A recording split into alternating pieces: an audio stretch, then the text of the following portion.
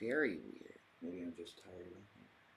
We're all tired. Oh, fuck. I forgot to put the fucking chat again. Holy shit, Shannon. Why do you keep fucking doing this all the fucking time? All the fucking time I do that. You need your chat. I do. It's like, where the hell is my people? Oh, wait. There you go. Voila. Vala, vala, vala. Yes, yes. Yes, yes. Yes, yes.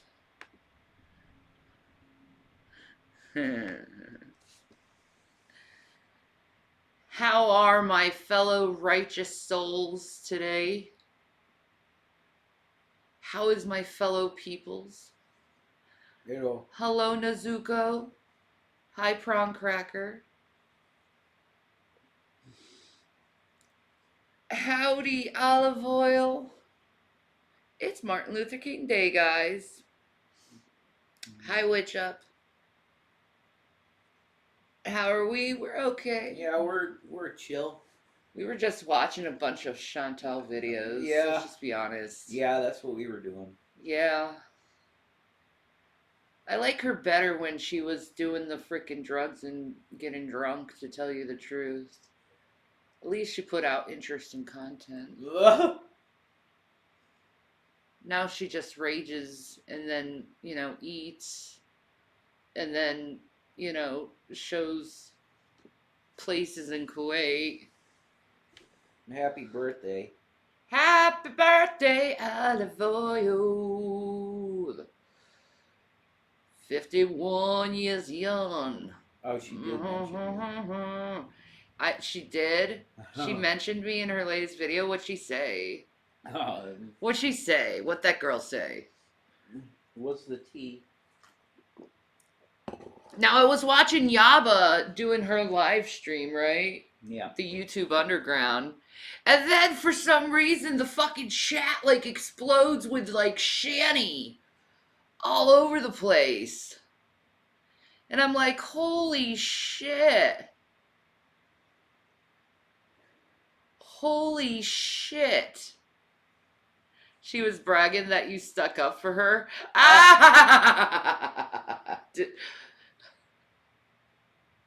I just think I call bullshit when I see bullshit. I'm a fair judge, okay? Yeah, that guy was pushing it in one direction deliberately. Yeah. To make you hate her. Yeah. And it was clear. Mm-hmm. So to say that that is an unbiased video is not true. No. It's biased against Chantal. Definitely. Yeah, man. It is. Man, I actually really enjoyed doing that yesterday. That was the fun. Canadian Horror Story. That was fun. Because it's like, I actually would love to do that and go to hater videos and just correct it. Show the deception and the deceit and the manipulation they do to the audience. That's a good idea. I would love to do that. Just completely disseminate their shit. With YouTubers that are attacked, like Amberlynn and like Cobes and people like that. Yeah. That's a good idea. Yeah, man. You're setting them straight. Oh, I know she's a fair weather friend. It's okay, Hot Cheetos. Yeah, it's all right. We get it. It's all right. I get it. We get it. You know? Yeah. I'm fine with that. Hi, Toby. How you doing? You know, I'm just being fair among everyone. You know. Yeah, you are. You know, I mean, there's reasons to not like Chantal. I get that. There are reasons not to like her, but to add lies and twisting shit. Nah. No. I call bullshit on that. Yeah. Don't say anything too funny. I'm setting up my stream. Kiss my fucking ass, asshole drag. Remember to lick it around the hole, okay, dude? Just lick it all around the hole. He totally didn't get that. You have to be nice to me on Martin Luther King Day? No, man, I'm treating you like any other person. I'm judging you on the content of your character, dude.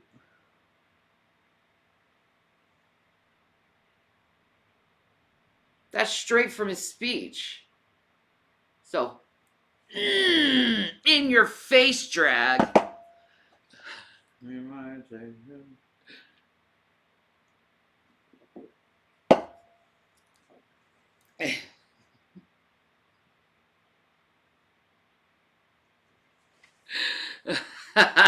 Well said, Shanny. Thank you, Germany.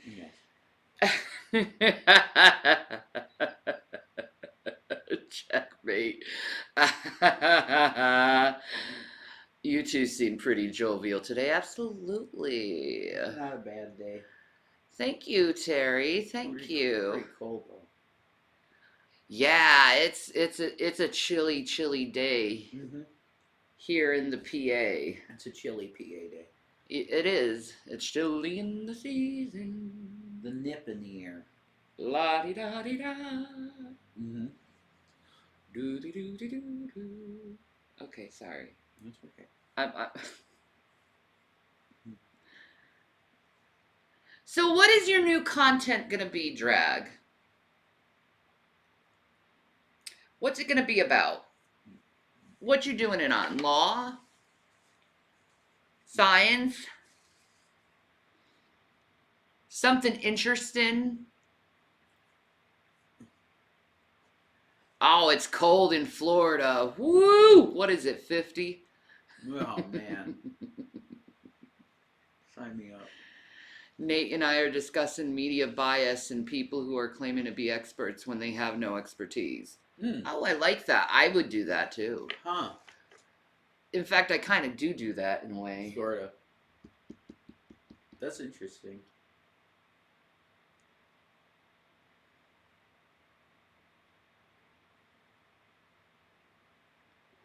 I don't know where Titusville is. Do you know where Titusville is? Titusville? Yeah. PA? Yeah. No, that doesn't ring a bell to me. Then that's a no. It's a frigid 59. Oh my God. That's beautiful.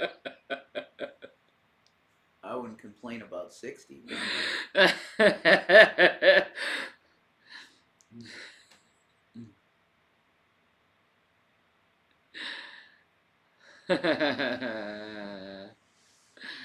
I think it's warmer up here north in Canada than Florida right now. Maybe the earth is like going around like this now and like going around in circles and we don't even know it, and that's why the earth is fluctuating between hot and cold. Maybe. It's insane, man. The earth is insane right now.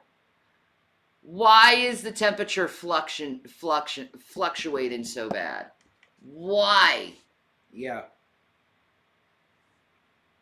I mean, our earth is dying, bros. Got a tumor. It has it could be that tumor in our core, dude. It's got a very large tumor. So maybe that's the Lake of Fire. I thought you thought the Lake of Fire was the sun. It could be too. Yeah. I don't know.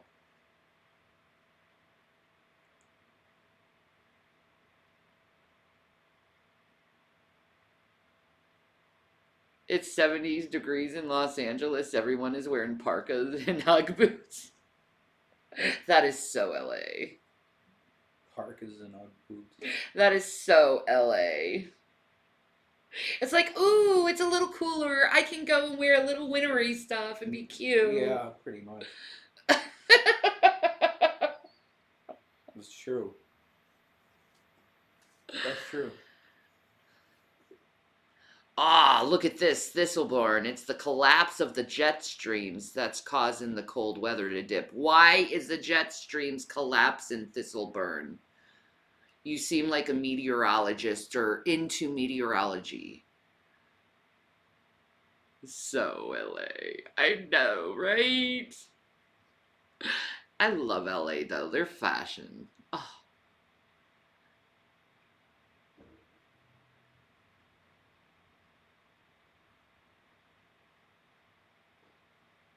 All right.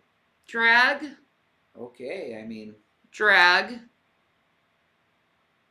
Please seek therapy. Are you worshiping Baal or something? Oh, the warming of the oceans. That would make sense. Oh, we're so fucked.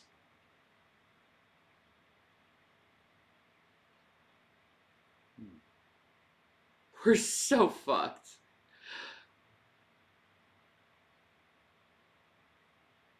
Well, that's good, Drag.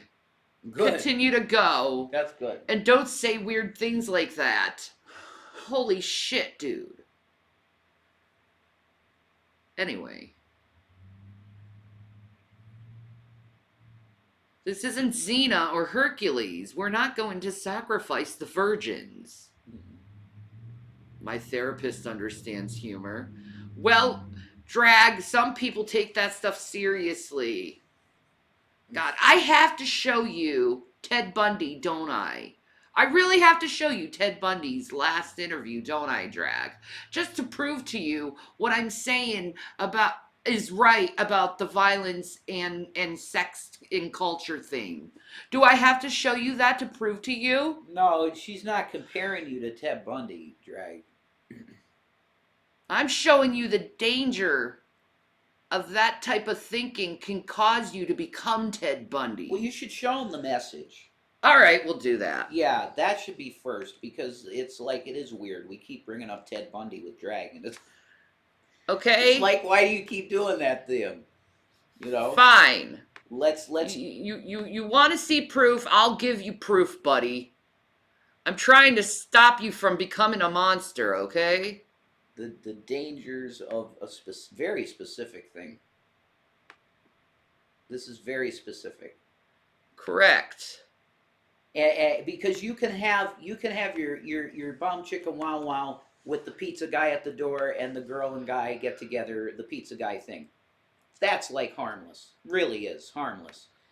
There are different types of that type of video that go into dark shit. Very dark shit. No, you need to learn this about yourself so you can evaluate things and talk to this about your therapist, okay? I've done group therapy and I see something and I have to call it out.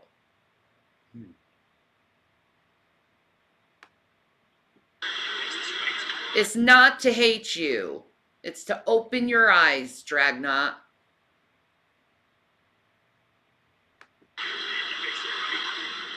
Ted, it is about 2:30 in the afternoon. You are scheduled to be executed tomorrow morning at 7 o'clock if you don't receive another stay. What is going through your mind? What thoughts have you had in these last few days?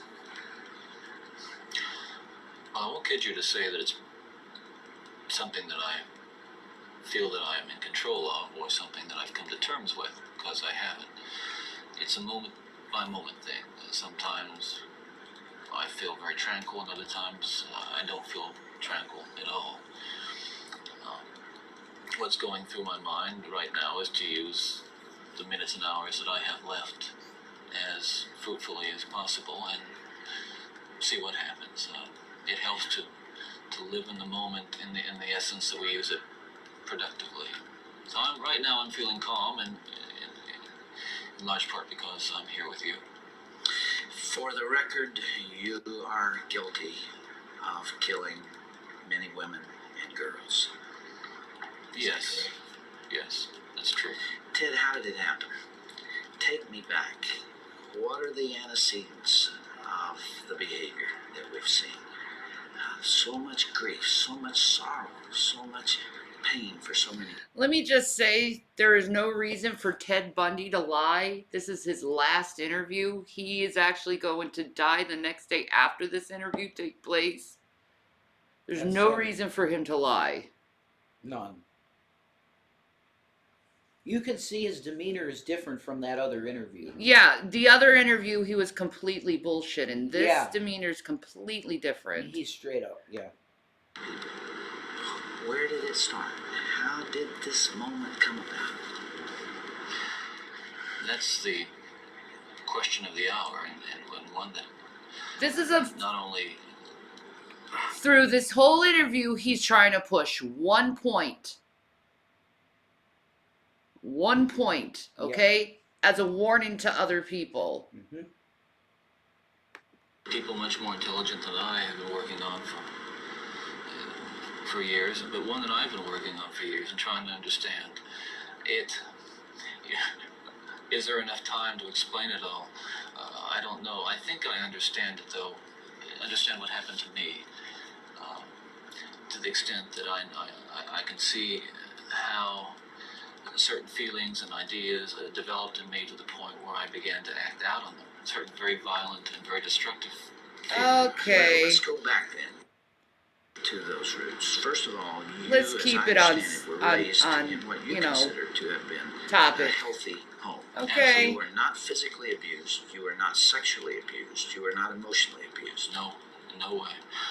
And that's part of the tragedy of this whole situation is because I grew up in a wonderful home with two dedicated and loving parents, one of 5 brothers and sisters. A home where we as children were the focus of my parents' lives, where we regularly attended church, 2 Christian parents who did not drink, they did not smoke, there was no gambling, there was no physical abuse or fighting in the home. I'm not saying this was Leave It to Beaver. It wasn't perfect. Well, no, I don't know that such a home exists. And drag, that's exactly how you grew up. Okay? That's exactly how you grew up. And you're getting into things that you should not be getting into because it created him. Just keep watching, babe. Dramatically different upbringing? How? Your 2 parents are Christians? And you were raised up in a church, dude. Yes, but it was a fine, solid Christian home, and nobody, I hope no one will try to take the easy way out and to try to blame or otherwise accuse my family of contributing to this, because I know, and I'm trying to tell you as honestly as I know how, what happened, and I think this is a message I want to get across. But as a young boy, and I mean a boy of 12 or 13, certainly, that I encountered outside the home again, in the local grocery store, or the local drugstore, the softcore pornography, what people call softcore.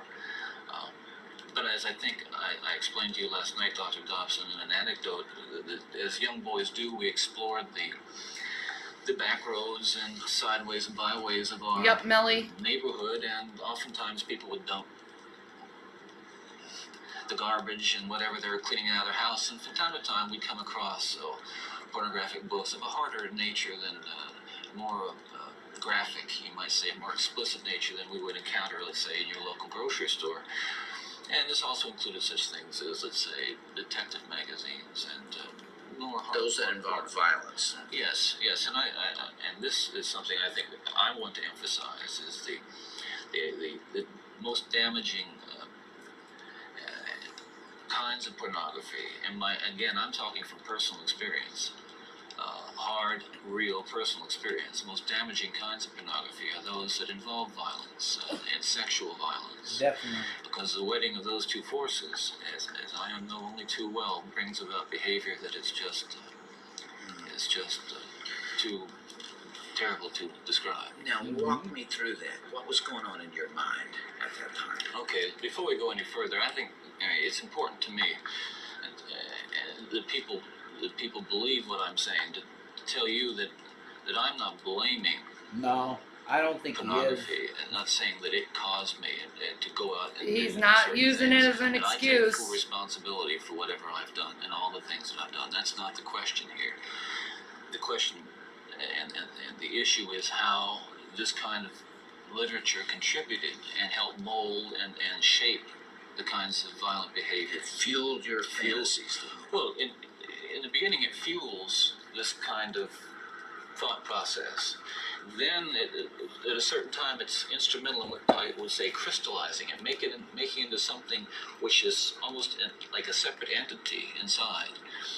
And at that point, you're at the verge, or I was at the verge of acting out on these kinds of thoughts. Now, I really want to understand that. You had gone about as far as you could go in your own fantasy. Okay, let me just try to explain it. What I think he's trying to say is this type of literature really put thoughts in his head, and he started examining it and becoming obsessive with it and becoming addicted to it. And because he started getting addicted to violence with pornography, it triggered him to want to do it in real life. To do it. That's right. And that's the important thing here. Is I'm a personal believer that type of pornography really needs to be banned.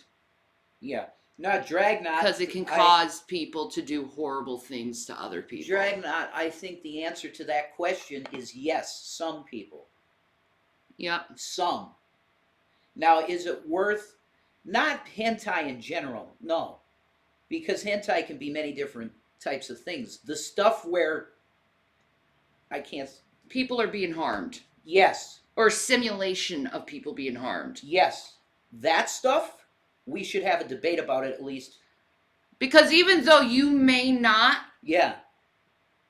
that, some may be. So a certain fraction of the population. A certain fraction of the population would be inspired by that. Right. So is that literature worth having out there, knowing that it can inspire people to do really fucked up shit? That's the question. I don't think it should. Now, people could make the argument, but don't holy books like the Bible and the Quran make people kill people? We should ban that shit too. See? You get what I'm saying? Yeah. That's a slippery slope shit. It is. It's art. It is. Okay, in the fake violent porn that's out there that I've seen, it's always an actress, and she's consenting to be tied up and shit. But what do you do with people who do get addicted to this? That's the question. They're not talking about it because it's shameful. You got to focus on mental health. Yeah, exactly. That's it. Because you can look. We've said in the culture that we can have this. Okay, so are you going to enjoy it for what it is as a fantasy? Or is it going to go from fantasy to you actually wanting to act it out? And there are people that will do that. Hence Ted Bundy. Absolutely. It put it in his head. The detective comics. Because there's assault. With printed material. And you made or printed in video or film. Film, magazines, what have you. And then there was the urge to take that little step, or big step, over to a physical event. And it happens, it happened in stages, gradually. It doesn't necessarily, not to me at least, happen overnight. My experience with, I say pornography generally, but with pornography that deals on a violent level with the sexuality, is that once you become addicted to it, and I look at this as a kind of addiction, like other kinds of addiction, I would keep looking for more potent, more explicit, more graphic kinds of material. Like an addiction, you keep craving something which is harder, something which gives you a greater sense of excitement. Until you reach the point where the pornography only goes so far. You reach that jumping off point where you begin to wonder if maybe actually doing it will give you that which is beyond just reading about it or looking at it. How long did you stay at that point before you actually assaulted someone? Well, yeah, you see,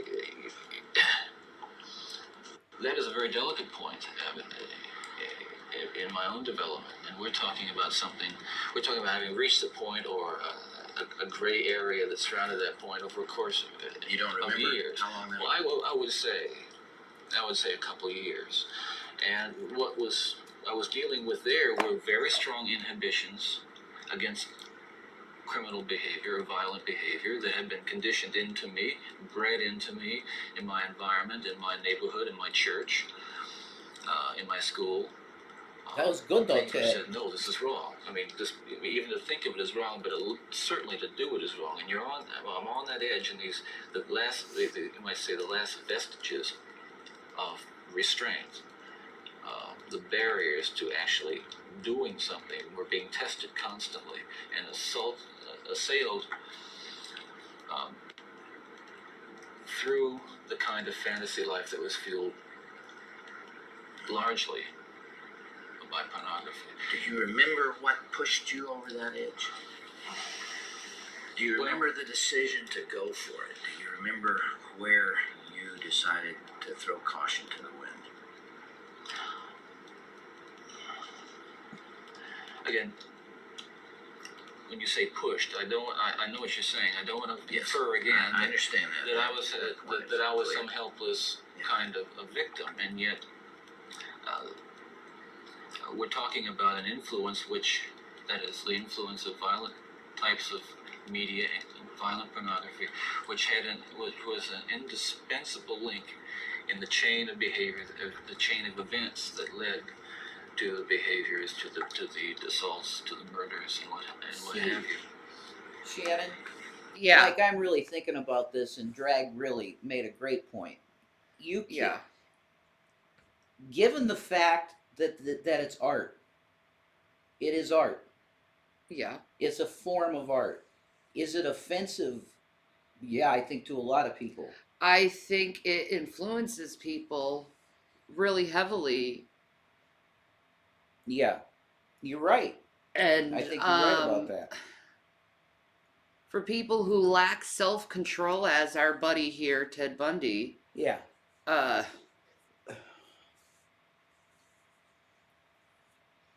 but it's almost like this is a very big thing. If you say, okay, we ban this, then Yeah. it opens up a whole can of worms. it does. This is fucking it really America. does. This is America. It really does. And are we free? Do we have the freedom of speech to say we're going to have media showing these things? So instead of banning it, how about we do what cancel culture does and just say you shouldn't be doing that and shun it? Yeah, That would be using our voices, freedom Yeah. of speech, but we shun it throughout cultural, and try to fix that cultural aspect, that need to fuel violence with but sex. see, Drag's right though. Or that because- need, 1 minute, or that need to fuel like child pornography, or even if it's like girls pretending they're younger, Uh-huh. it needs to be shunned Yeah, societally wise. I agree. It does, because it influences people to do really bad things. Okay, it really does. Yeah, So if you don't, if you want freedom of speech, fine, but I'll use my freedom of speech to shun it because yeah, it causes this type of behavior. yeah. That's the answer. Actually, Yeah. it's there, allowed, but you shun it. I think you're right. Mm-hmm. I Yep. think you're right. Yep.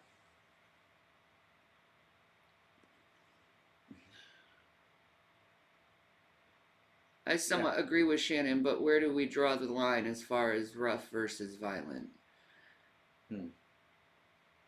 That's a finer point. Ugh. That's a finer. You're putting a finer point on it, Drag. But I think there's a line. Triggering moment for Look, me. look. When I saw it, I knew it. Okay. I've seen stuff like this that was professionally done on a website, okay, where the guy is a businessman and it's a porn actress. Uh, Simulated violence should be shunned. Period. you don't find it there, the abuse, okay? You don't find it there. Where you find the real shit is in like amateur shit porn that you just post. There's tons Yeah. of sites like that. And Okay. that's where you find some messed up shit. Okay? Some really fucked up Yeah. shit. Really fucked up. I know. I shun it because it's. I shun it Yeah. because it's dangerous to people. Yeah. People end up like Ted Bundy here. And if you noticed, a lot of these people, a lot of these serial killers we've been looking at, they all say it started with pornography. They all say it. It's a contributing factor. Period. If you like it or not, it's true. It's a very difficult thing to describe.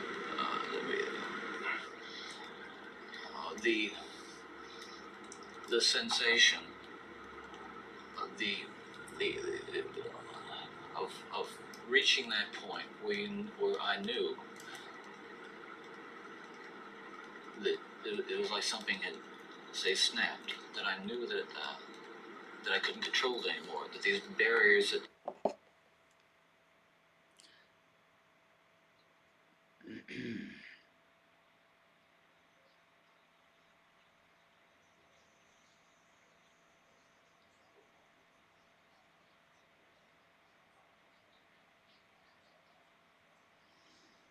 When I say violence, I mean the definition, which is behavior involving physical force intended to hurt, damage, or kill someone or something. I also include simulating that, as in no-nos, for people's mental health. Okay? I'm speaking from a completely mental health point of view. So, whatever. It's not good. It puts you in jail. Don't do it. Well, I just come in as the preacher, you know? Yeah.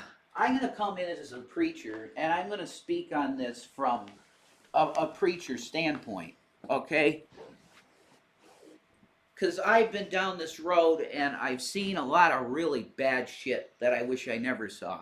Yeah. And I can tell you that there's a spirit behind it. Yeah. And yeah, the logic we shouldn't watch horror movies in a lot of ways, yeah, because it can influence people. But at the same time, it's like, I know for a fact I'm addicted to that too. So I have that problem myself in my human consciousness. I'll get new socks, don't worry about it. Homeless bum shit. It does influence the people, though, simulated violence in movies. It does. So it's like a hard thing to go to, but it needs to be talked about at the same time because people are going crazy.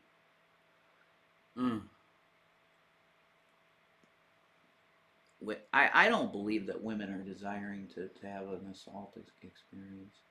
No. Okay. I'm done with you.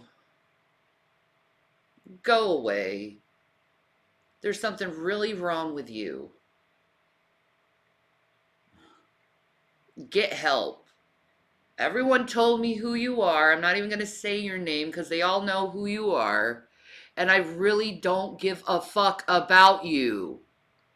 Okay? Get that through your thick fucking noggin. I don't give a fuck about you. Anyway.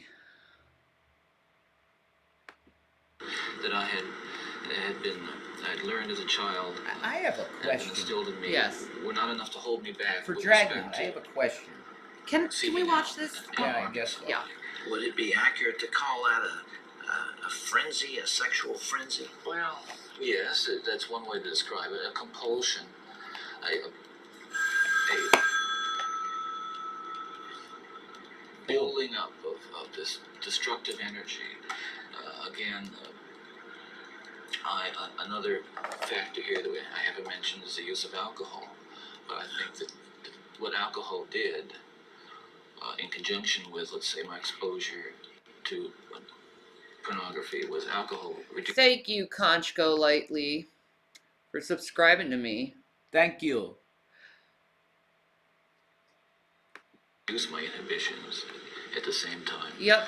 Um, the fantasy life that was fueled by pornography. So, okay, so really what happened, and I believe this, is the pornography was in, the type of pornography was in his head, and he was just trying to get the most he can out of it with the thrills and stuff. Yeah. And then you mix that with alcohol, which brings out violent features in people. In some people, yep. Yep, that's bad. that. I could believe that's how it could happen. Definitely. It made it worse. I was drinking when I was consuming that type of pornography. I was drinking. There's a spirit behind all this. There is. And I don't know the intricacies of it, but I can tell you there's spirits behind it. Yeah.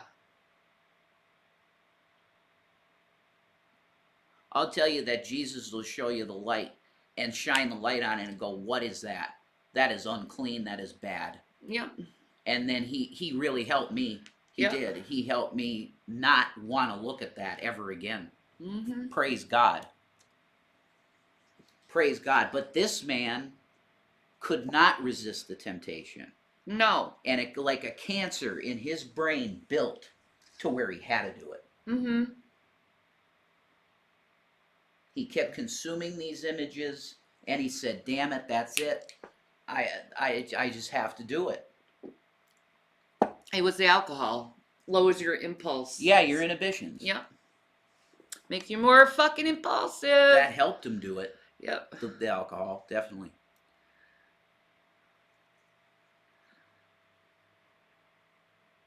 Yeah, some people are wired wrong. He is. So it's like, this is what can influence someone who's wired wrong, man.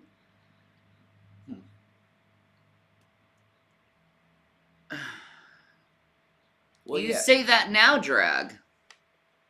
It could, dude. I feel that debauchers can go into violent. Easy. You say that now, but my eyeball is right on you because you show a lot of markers. Anyway. Red flag, red flag, red In flag. the early days, you were nearly always about half drunk when you did these things. Is that right? Yes. There you go. Was that always true? I would say that was generally the case. Almost Drunk. Drunk. Without exception. All right, Half if drunk, I can at least understand half now, drunk. there's this battle going on within. There are the conventions that you've been taught. There's the right and wrong that you learned as a child, and then there is this unbridled passion fueled by your plunge into hardcore violent pornography, and those things are at war with each other. Yes. And then with the alcohol diminishing the inhibitions, you let go. Well, yes, and you can summarize it that way, and that's accurate, certainly.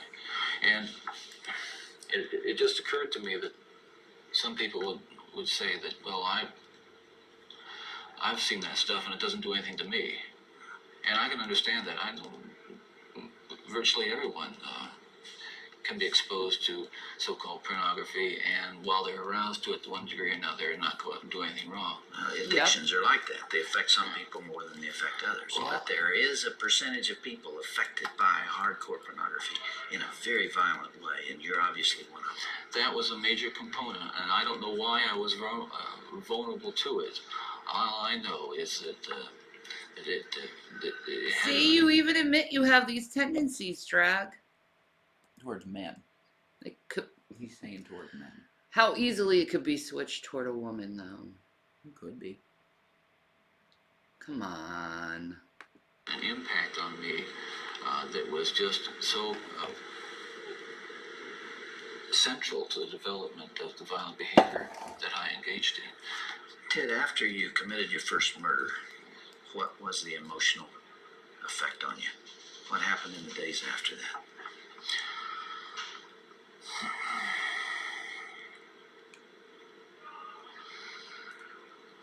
Well, again, please understand that even all these years later, it's very difficult to talk about it, and reliving it through talking about it is difficult to say the least. But I want you to understand what happened. It was like coming out of some kind of horrible trance or dream. Yeah, that's called being drunk I can and only doing liken it fucked to up shit when you're after, drunk. You know, I don't want to over dramatize it, but to have been possessed by something so awful and so alien, and then the next morning wake up from it, remember what happened, and realize that basically, I mean, in the eyes of the law, certainly in the eyes of God, you're responsible. To wake up in the morning and realize what I had done, and with a clear mind and all my essential moral and ethical feelings intact at that moment. Absolutely horrified that I was capable of doing something like that. You really hadn't known that before? There is just absolutely no way to describe. First, You see how he's reliving it in his mind and he's getting some kind of form of satisfaction for it, and yet at the same time he feels guilty about it. Conflicted. Yeah. He's very conflicted. He's That's 'cause very- he like repented. I think. Yeah, it's like, oh, God, why did I like this stuff? Yeah. It's interesting seeing that battle with his mind. Yeah. It's interesting. Very, actually. So he has just such conflict. It's hard for him to enunciate his thoughts because he has so much conflict in himself. I know. You know. brutal urge to do that kind of thing, and then what happens is once it has been more or less satisfied and recedes, you might say, or spent, that sense, that kind of energy level recedes, and basically I became myself again. I want people to understand this too, and I'm not saying this gratuitously because it's important people understand this. That basically I was a normal person. Yes, he was. Like, serial killers in their brain, it's almost like they have a defragmented part of their mind Jekyll and Hyde. where it's like a switch that goes off on them. Yeah. And they can't control it either. That's the interesting thing about it. Yeah. Is it's a switch. Wild shit. Man. I know, right? It's wild. Usually, you know, brought forth by alcohol or drugs or Yeah. something like that. Alcohol. It always makes it worse. You know.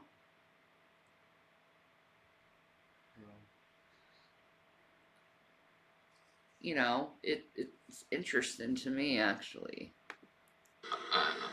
I wasn't some guy hanging out at bars or a bum, or I wasn't a pervert in the sense that, you know, people look at somebody and say, I know there's something wrong with him, and just tell.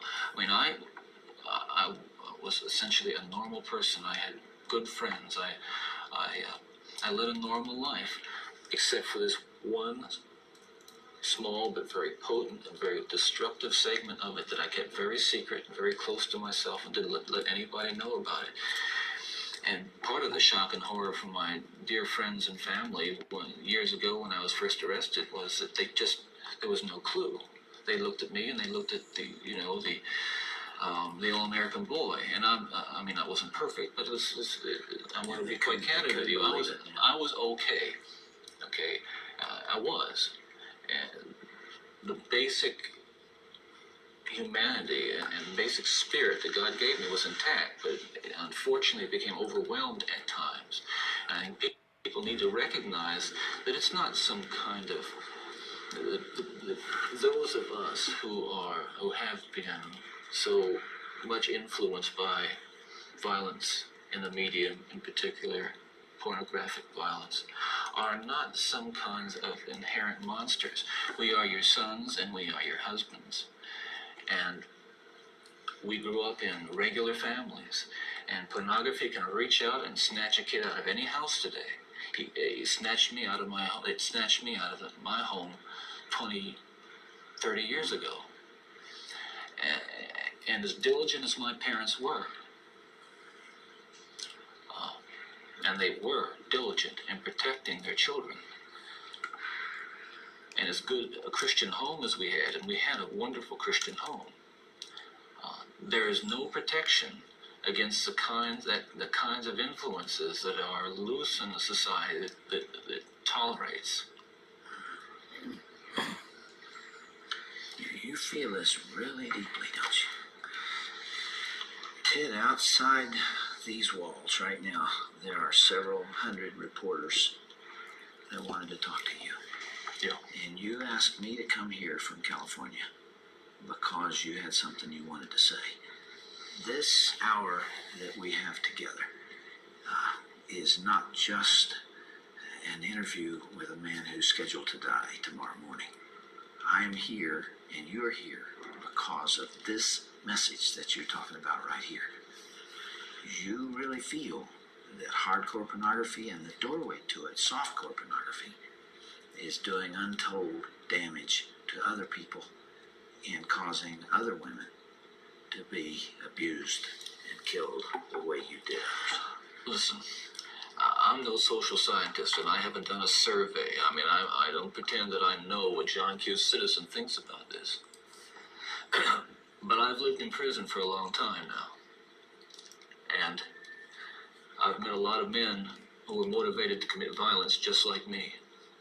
And without exception, every one of them was deeply involved in pornography, without question, without exception, deeply influenced and consumed. And that's still like that today. Probably. It's still like that today. No, we have watched I don't know how many of these, and all of them say that pornography freaking influenced them. Yeah. Yep. Like, how many of these do I have to keep, like, showing to people for them to freaking get it in their fucking head? It's a thing. Mm-hmm. It's definitely It's a thing. Yeah. And is your enjoyment worth this? To create people like this? Is your enjoyment worth creating people like this? Well, I'm to the point where I think it's wrong to enjoy it. Yeah, I think so in too. the first place. I know, right? You're looking at images that would be illegal. Exactly. The act that you're simulating would be illegal. Yes. So why are you displaying it?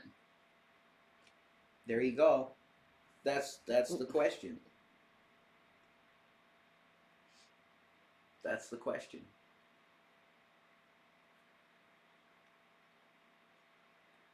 Who's Kevin? Yeah, I don't know who Kevin is. I don't know who Kevin is. Sorry. Sorry. I don't know who these people are. No.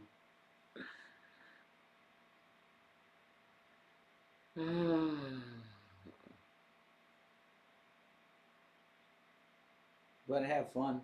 I mean,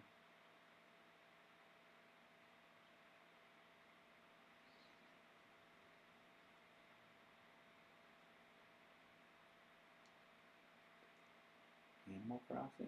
Oh, on Animal Crossing. Oh, the pig. He's finally gone. Oh. Oh, thank God.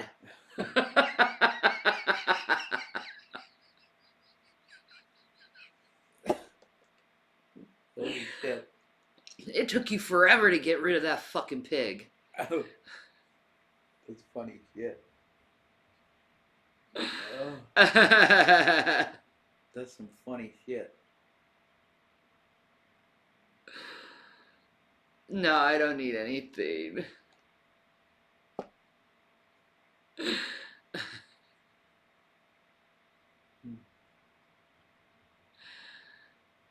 Ah.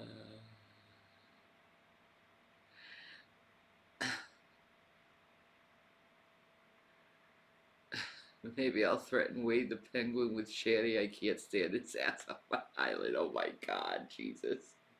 I'm a nice person, damn it. By an addiction to pornography. There's no question about it. The FBI's own study on serial homicide shows that the most common...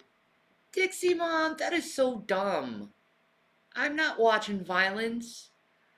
I'm watching people talking. And I'm psychoanalyzing them. Please stop with your bullshit. You get a timeout for that. There's nothing violent happening. Yeah, there's absolutely nothing violent happening.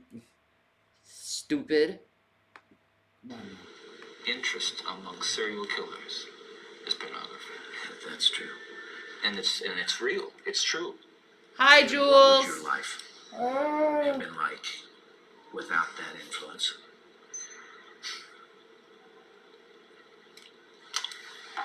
You can only speculate. Yeah. Well, I know it would have been far better, not just for me, and it's, excuse me for being so self-centered here.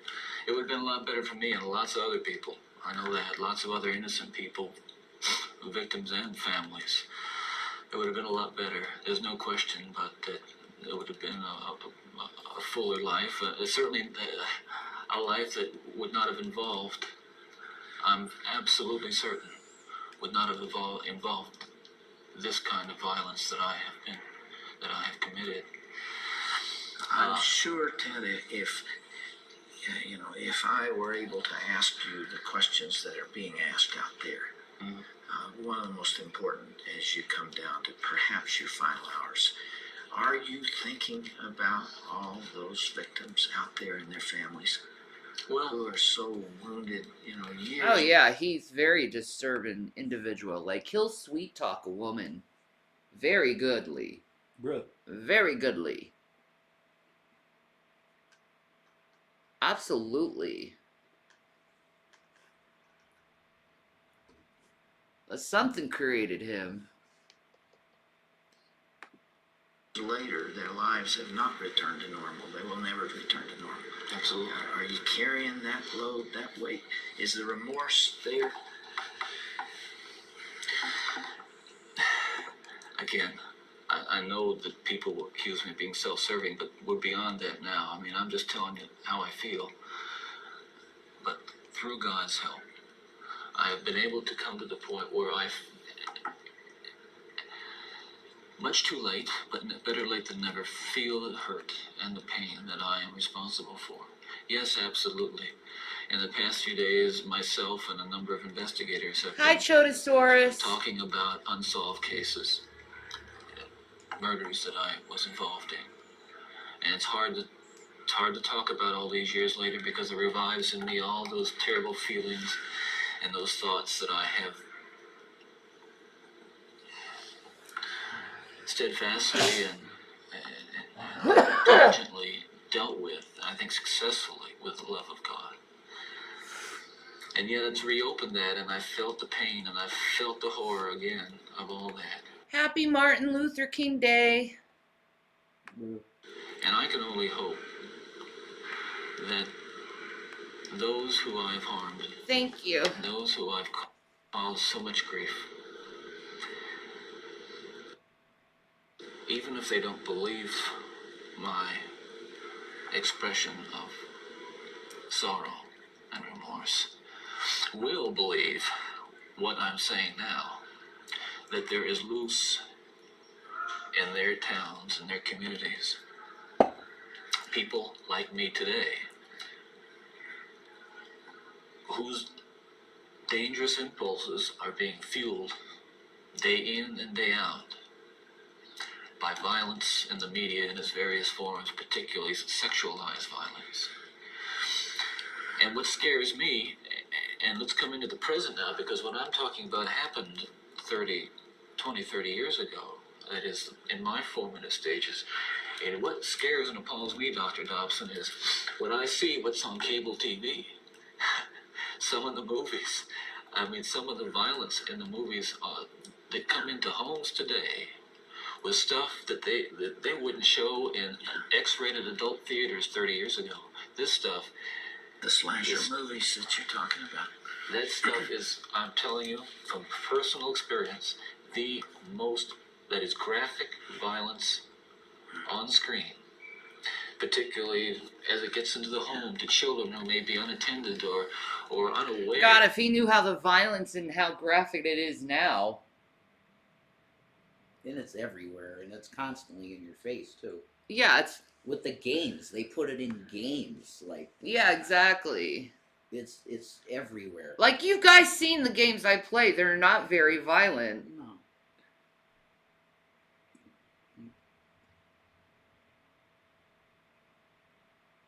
I'm not I don't like violent games per se. I like games where it's cute and you're trying to fix things and make things pretty and stuff. Well, you like GTA for the story. Yeah, I like GTA for the story. Yeah. I love the mind of Trevor. Like, I'd love to analyze Trevor. Yeah. Psychopath. Yeah. But I like studying psychopaths, so there's that. Mm-hmm. You haven't studied Ted Bundy at all? Oh, we'll study him some more. But this isn't what I'm supposed to be doing today. No. This is for drag. That they may be a Ted Bundy who has that vulnerability to that predisposition to be influenced by that kind of behavior, by that kind of movie, that kind of violence. There are kids sitting out there switching the TV dial around and come upon these movies late at night, or I don't know when they're on, but they're on, and any kid can watch them. It's scary when I think what would have happened to me if I had seen. That was scary enough. Got some I mean, Wendy's. I just ran Woo! stuff outside the home, but to know that children are watching. No that kind problem, of thing today, Bunny. or can pick up their phone and dial away for it or send away for it. Can you help me understand this I love desensitization you. process that took place? What was going on in your mind? Well, by desensitization, I describe it in specific terms is that each time I'd harm someone, each time I'd kill someone, there'd be an enormous amount, especially at first, enormous amount of horror, guilt, remorse afterwards. But then that impulse to do it again would come back even stronger. Now, believe me, I didn't. It's like a drug. The unique thing about how this worked, Dr. Dobson, is that I still felt in my regular life the full range of guilt and remorse about other things, regret, and You had this compartmentalized. this compartmentalized, very well focused, very sharply focused area where it was like a black hole. It was like a, like a crack, and everything that fell into that crack just disappeared. Does that make sense? Yeah, it does. One of the final murders that you committed, of course, was apparently little Kimberly Leach, 12 years of age. I think the public outcry is greater. Yeah, he is excited talking about it. It was a drug. It's like a drug to him, and he's off his drugs. But yet he still craves it. You can tell that his impulses are not gone. He needed the death penalty, and I think he knew it because he couldn't help himself at that point.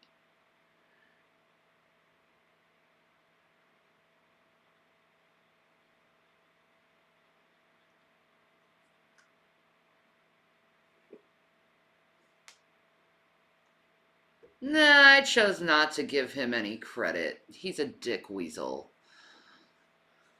There because an innocent child was taken from a playground. What did you feel after that? Were there the normal emotions 3 days later? Where were you, Ted? Yas, queen. I can't really talk about that right now. That's we. It's too painful. No, forget about it, Drag. It I would was like to. an uncomfortable question anyway. I'd like to be able to convey to you what that experience is like, but I can't. I won't be able to talk about that. Okay.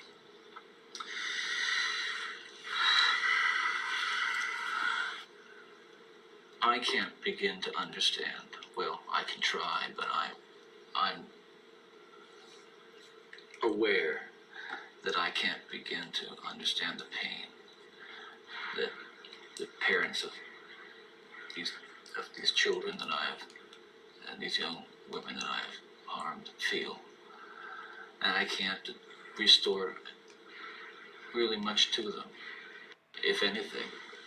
I won't pretend to, and I don't even expect them to forgive me, and I'm not asking for it. That kind of forgiveness is of God, and if they have it, they have it. No, They don't, it's not about you, maybe they'll Drag. find it It's about someday. Do you deserve the person. punishment the state has inflicted upon you? That's a very good question. And I'll answer very, very honestly. I don't want to die. I'm not going to kid you. I'll kid you not. I deserve certainly the most extreme punishment society has. He may be a dark empath, Bunny. He may be able to feel the Yeah. cognitive empathy that he knew what he did was wrong, but he can't have the emotional or other parts of empathy. That can happen. It's a form of narcissistic personality disorder. I established that yesterday. So I think he is feeling something, but it's not displaying what a normal person would display, Mhm. or a neurotypical person, I guess you could say.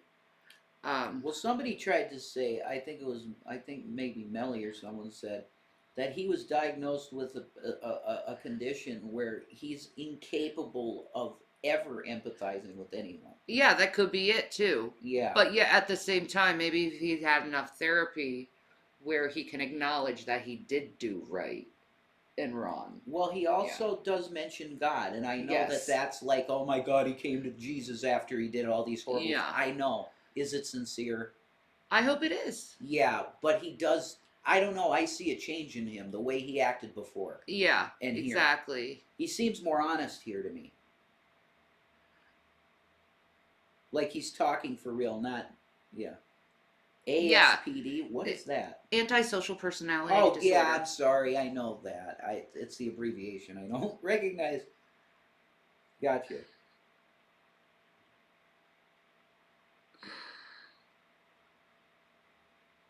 Yeah. Yeah.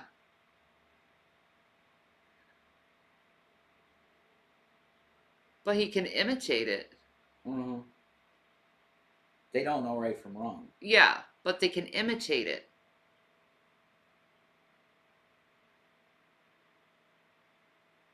No, it doesn't excuse his actions. No, yeah, it doesn't excuse it, but that's why that's part of why it happened. It's a form of manipulation. Could be, Bunny. Could Yeah. be. Yeah.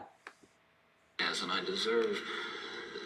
think society deserves to be protected from me and from others like me. That's for sure.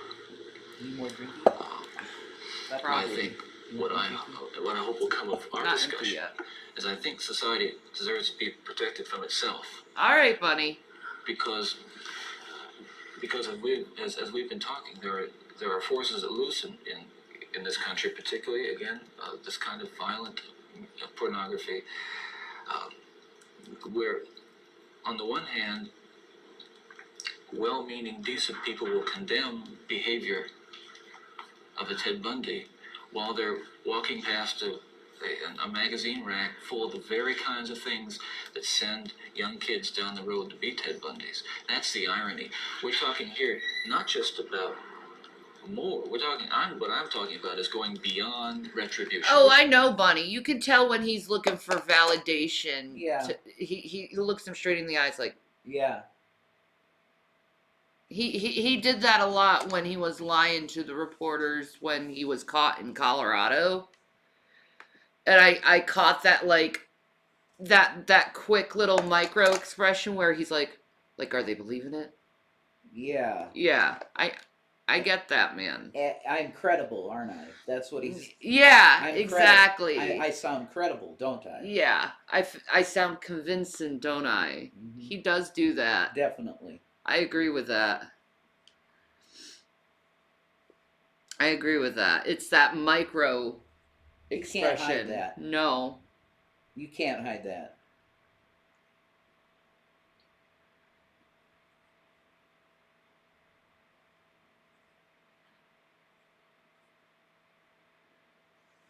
Many abbreviations.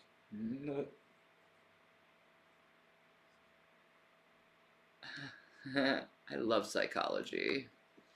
Which is what people want with me, going beyond retribution and punishment, because there is no way in the world that killing me is going to restore uh, those beautiful children to their parents and correct and soothe the pain. But I'll tell you, there are lots of other kids playing in streets around this country today who are going to be dead tomorrow and the next day and the next day and next month, because other young people are reading the kinds of things and seeing the kinds of things that are available in the media today. Ted, as you would imagine, there's tremendous cynicism about you on the outside, and I suppose for good reason. I'm not sure that there's anything that you could say that people would believe. Some people would believe. Yeah.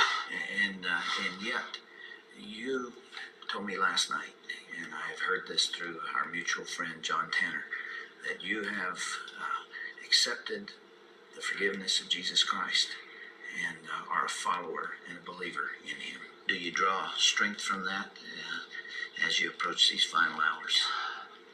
I do. I can't say that It's going to be being easy. in the valley of the shadow of death is something that I've become all that accustomed to, and that I'm strong and nothing's bothering me. Listen, it's no fun. It gets kind of lonely, and yet I have to remind myself that every one of us will go through this someday in one way or another, Appointed unto man. and countless millions who have walked this earth before us have. So this is just an experience. It's so sad. Like, his mind is so brilliant. Mm-hmm. Like, oh. He's a smart man, definitely. Oh yeah, the judge of Ted Bundy was mournful that he had to be Was that sent away. him when he was like, Yeah, son, I wish you the best. Like, you could have been a good lawyer. You Yeah. know, we could have used you. I would have loved you to see you in this courtroom. Yeah, like he's. That was the strangest thing. This man was convicted of horrible things, and he said that to him. But he's so brilliantly intelligent. He's definitely, You know? yeah. Brilliant. And he was brilliant in psychology. Yeah. You know, he helped a lot of women. That's so weird. I though. know. Isn't that interesting, though? It's so crazy. Is he like helped so many women from abuse and then ended up just like, maybe that's why he went in the position, though, to hear the horror stories, and that's how he got fueled of other women. Mm-hmm. You ever think about that? Mm-hmm. Ooh. Boy, Right? he could have had so many victims. Way more. Right? Whatever his head count was. I mean, Which we all share. whoa. Right. And then that's the end of it. So, And it's a should we have that type of shit in media? That's the question. that's the question. That's it. Because of Ted Bundy, because it influences people. Yeah, Like, it does. do you think Bundy deserves to go to heaven after he repented? Yeah, why not? That's What scrip- Jesus said. Yeah, that's scripture. If you Yeah. accepted Jesus, that's it. Exactly, Ted. Anyone can go to heaven after repenting. Anyone. That's the point of the thief on the cross. That's the point of that story.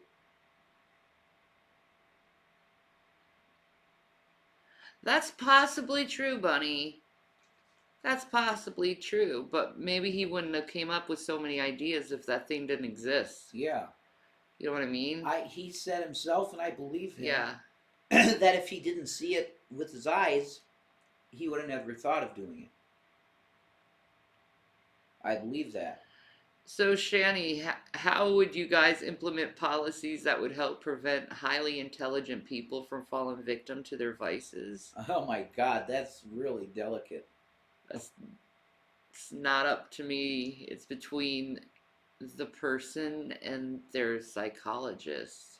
Yeah, good mental health. Yeah, exactly. Because if you're mentally well, you're not going to want to hurt people. I think people should go to a therapist just like they go to the doctor. Yeah, I agree. You thinking pizza for dinner?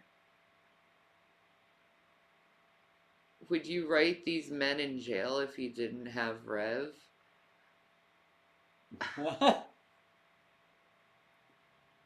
Would you be one of those girls? Well, if I was going to, it would be just trying to get some information from them, and it wouldn't be in any romantic manner. Okay. Be pen pals with Charlie. So it doesn't matter if I have Rev or not. If I want to go and, write a letter to some weirdo serial killer, You could do that. I'll be. I would do it. Yeah, she could if she wants to. I don't have anything against that. Would I ever run for political office? I don't know. I don't know. Maybe.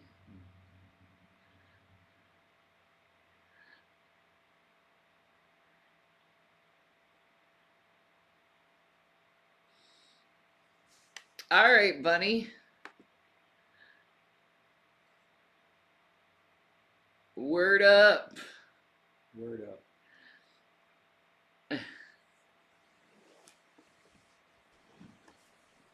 Word up. I love psychology, man. Yeah, it's good shit. It's trippy, bros. Like, get to know how someone thinks and why they think the way they do, and how they think the way they do. Science.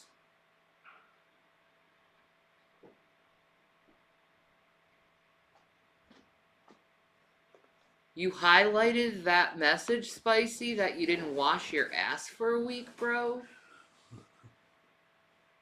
Why would you highlight a message that you didn't wash your ass for a week, bro? Go wash that ass, man. Go scrub your fucking asshole, man.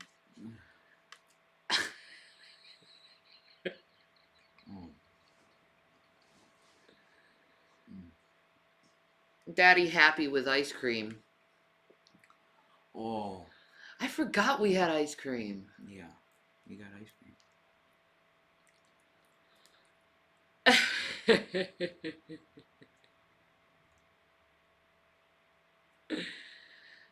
But you gotta be careful. You put good and you get good out. You put bad, you get bad out. To study somebody's mind and understand it means something changed in your mind. Yeah, maybe. I mean, don't tell people when I mean, yeah, right?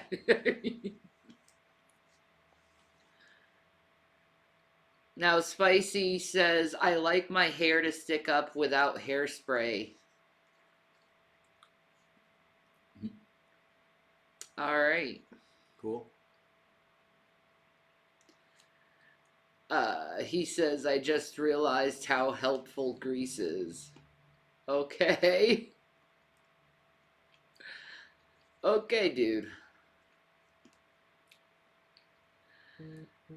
Good to know, man.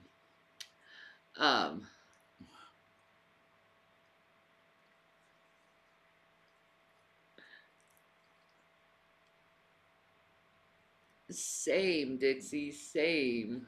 All right. We got to get on with the show. We got some Martin Luther King to show, man. Cool. The I Have a Dream speech I figured would be proper to play today. Mm-hmm. I think people need to remember this speech. I remember I did a report on this speech in school before. It's actually one of the best speeches I think I've ever heard, to tell you the truth. Yeah. So let's get to it.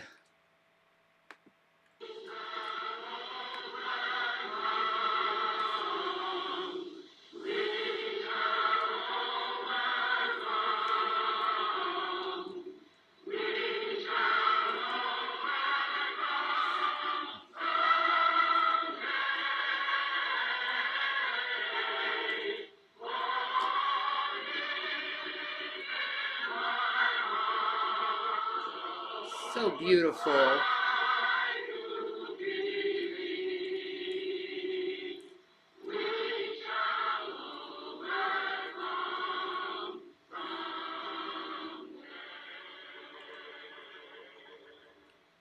this time, I have the honor to present to you the moral leader of our nation.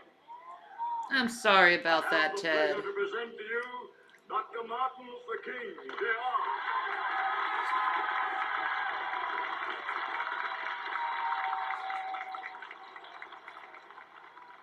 I am happy to join with you today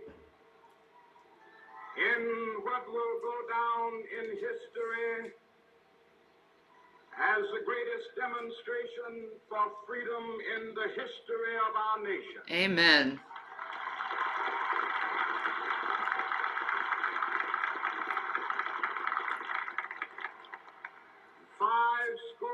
50 years ago, a great American in whose symbolic shadow we stand today signed the Emancipation Proclamation. This momentous decree came as a great beacon light of hope to millions of Negro slaves who had been seared in the flames of withering injustice. It came as a joyous daybreak to end the long night of their captivity. But 100 years later, the Negro still is not free. 100 years later, the life of the Negro is still sadly crippled by the manacles of segregation and the chains of discrimination. 100 years later, the Negro lives on a lonely island of poverty in the midst of a vast ocean of material prosperity. 100 years later, the Negro is still languished in the corners of American society. Still is, too. Finds himself in exile in his own land. And so we've come here today to dramatize a shameful condition. In a sense, we've come to our nation's capital to cash a check.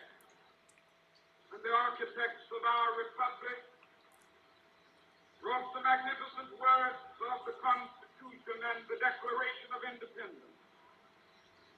They were signing a promissory note to which every American was to fall heir. This note was a promise that all men, yes, black men as well as white men, would be guaranteed the unalienable rights of life, liberty, and the pursuit of happiness. Amen. Mm-hmm. It is obvious today that America has defaulted on this promissory note insofar as her citizens of color are concerned. Instead of honoring this sacred obligation, America has given the Negro people a bad check. Yep. A check which has come back marked insufficient funds. Mm-hmm. He's right. Yup. He was right. He's still right. In a lot of ways, yeah. But we refuse to believe that the Bank of Justice is bankrupt. Mm-mm. Mm-mm. We refuse to believe that there are insufficient funds in the great vaults of opportunity of this nation. So we've come to cash this check, a check that will give us upon demand the riches of freedom and the security of justice.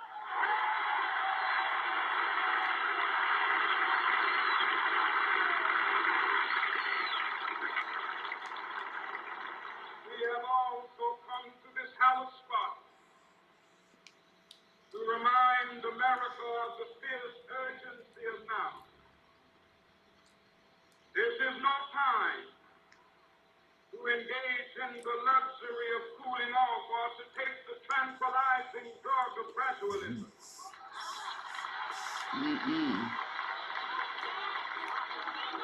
Now is the time to make real promises of democracy. Now is the time to rise from the My love. dark and desolate valley of segregation to the sunlit path of racial justice. Now is the time to lift our nation They from the busted down quicksand of segregation. racial injustice to the solid rock of brotherhood. Amen. Now is Amen. the time Yup. to make justice a reality for all of God's children. It would be fatal for the nation They're the truth, to Bunny. overlook the urgency of the moment. That's what my opinion This is. sweltering summer His of the words are Negro's the truth. legitimate Yeah. discontent will not pass until that is an invigorating autumn of freedom and equality. 1963 is not an end, but a beginning. Those who hope that the Negro needed to blow off steam and will now be content will have a rude awakening if the nation returns to business as usual. Okay, Hannibal Lecter. Quit your shit. Hannibal Lecter. How does it make you feel? Clarice. There will be neither rest nor tranquility in America until the Negro is granted his citizenship rights. The whirlwinds of revolt will continue to shake the foundations of our nation. It makes me angry that we had to give them rights in this country because they already had rights and they were denied them.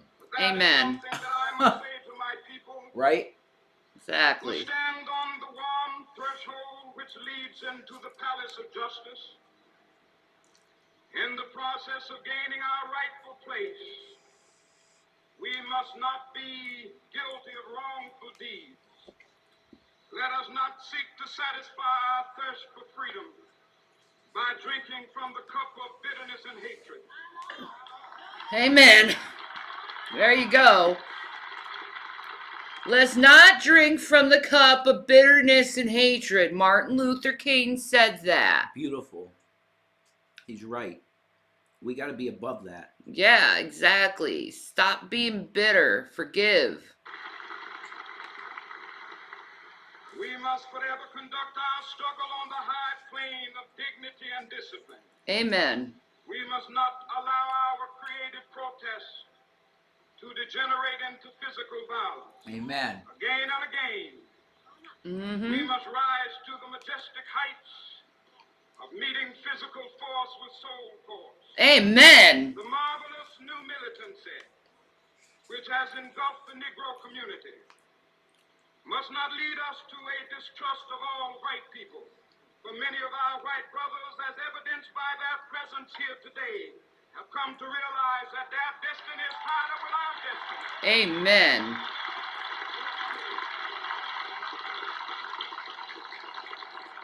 Amen. They have come to realize that their freedom is inextricably bound to our freedom. Mm-hmm. We cannot walk alone. And as we walk, we must make the pledge that we shall always march ahead. We cannot turn back. There are those who are asking the devotees of civil rights, when will you be satisfied? We can never be satisfied as long as the Negro is the victim of the unspeakable horrors of police brutality. Yup. We can never be satisfied. The cousin of BLM. tased to death. That's for no reason. And that's today. That's today. The dude was obviously afraid of the fucking police. This is the fucking 60s, and this guy made this speech, and we still are doing that shit. I know. It's gross. I know.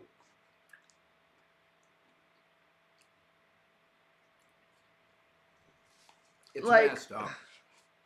We all gotta learn how to forgive each other and move on from this shit. It's nuts. Yeah.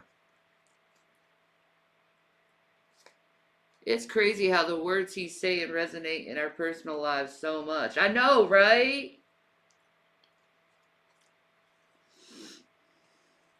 Have some respect, Spicy, for Martin Luther King, man. Stop trolling when this man is on. Give him some fucking honor. Fuck, dude. As long as our body is heavy with the fatigue of travel, cannot gain lodging in the motels of the highways and the hotels of the cities.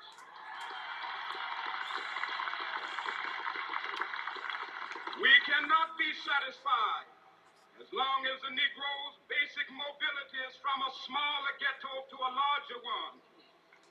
We can never be satisfied as long as our children are stripped of their selfhood and robbed of their dignity by signs stating for whites only.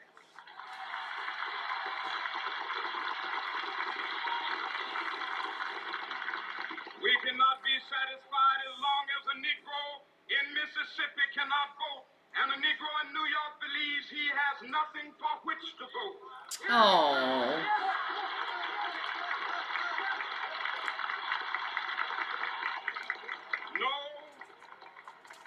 No, we are not satisfied, and we will not be satisfied until justice rolls down like Listen water how his and voice just... righteousness like a mighty stream. Ooh. An angel in. Amen. You can hear the angel come out. That spirit, man. Great preacher. I am not unmindful that some of you have come here out of great trials and tribulations. Some of you have come fresh from narrow jail cells. Some of you have come from areas where your quest for freedom left you battered by the storms of persecution and staggered by the winds of police brutality. You have been the veterans of creative suffering. Continue to work with the faith that unearned suffering is redemptive. Go back to Mississippi. Go back to Alabama. Go back to South Carolina. Go back to Georgia. Go back to Louisiana. Go back to the slums and ghettos of our northern cities.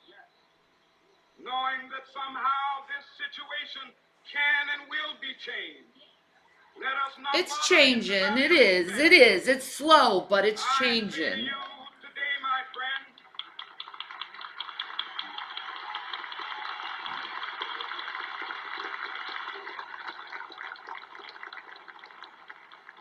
so even though we face the difficulties of today and tomorrow, I still have a dream.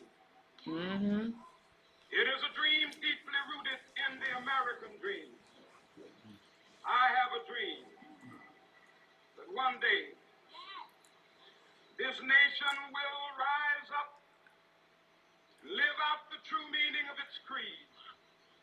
We hold these truths to be self-evident that all men are created equal.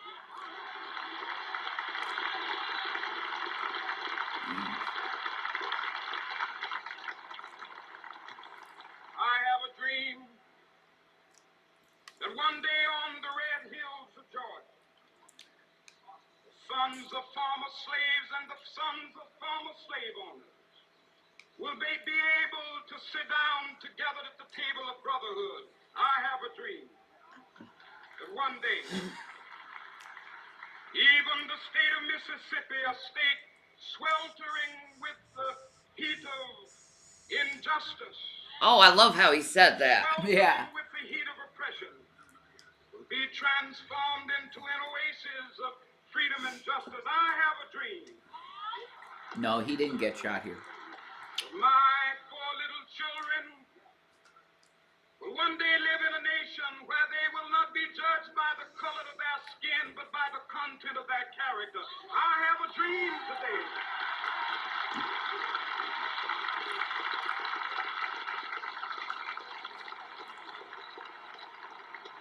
I have a dream that one day, down in Alabama, with its vicious racists, with its governor having his lips dripping with the words of interposition and nullification. One day right there in Alabama, little black boys and black girls will be able to join hands with little white boys and white girls as sisters and brothers. And that did happen. Yeah, That did happen. that did happen. That did happen. There are plenty of white brothers and sisters and black brothers and sisters that are holding each other's hands. And that's great. That did happen. Yeah. Praise Jesus, that happened. His dream came true in that aspect. In that aspect, it did. Yeah. Because I love my brothers of color. So step forward. And my sisters of color. I love them. You know? Amen. They exhibit the Spirit of God in just like an amazing way. Love black churches. Oh, they're so fun. They're the best. They're so fun. The best. Anyway, Their music. exactly. Hallelujah. Hallelujah. Jesus is Lord. You know, that's Exactly. that is Beautiful. the best shit. That's the best shit. Get over things, teddy bear. I already said sorry. I don't know how many times, and I feel bad for it. Me too, for everything I did too, yeah. My God, I'm sorry. I didn't realize it was going to hurt people so badly, but it did. And I'm really bad over it. A couple drag, like in New York, a couple times in New York, and I think Jersey, a couple times in Jersey. I think. Younger, but I always remembered it. Like, that's awesome. I always loved it.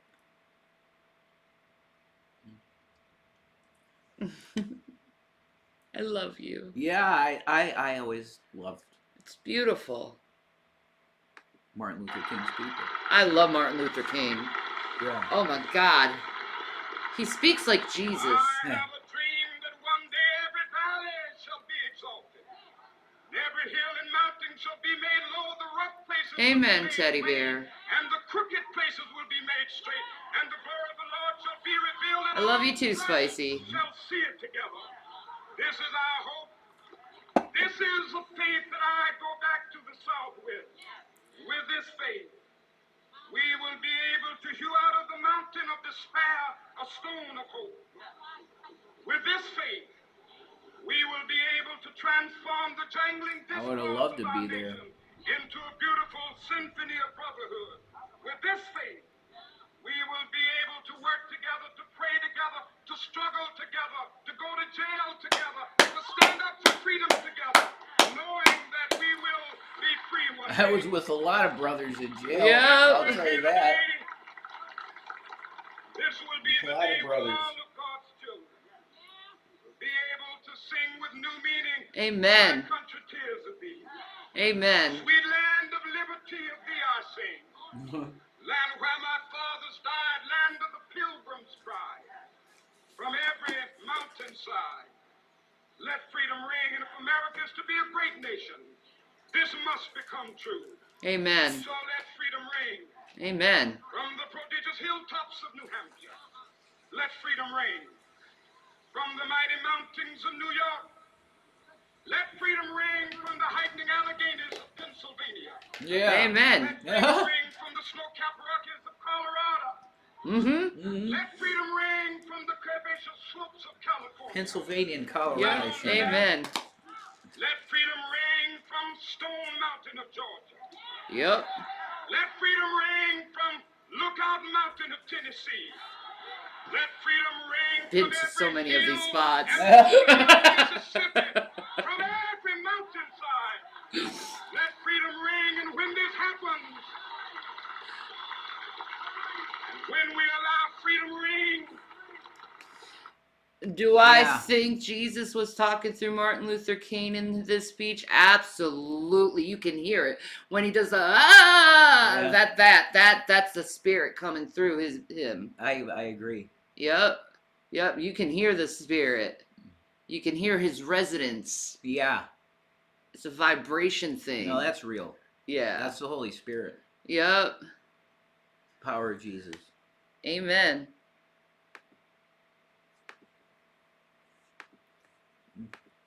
when we let it ring from every village and every hamlet, from every state and every city, we will be able to speed up that day when all of God's children, black men and white men, Jews and Gentiles, Protestants and Catholics, will be able to join hands and sing in the words of the old Negro spiritual, free at last, free at last. Thank God Almighty, we are free at last. Amen.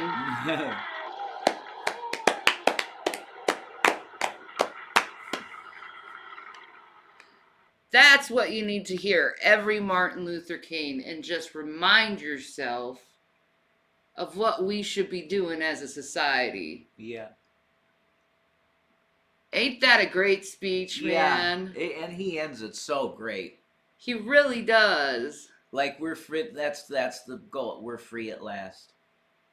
Thank God Almighty, we're free at last. That's true.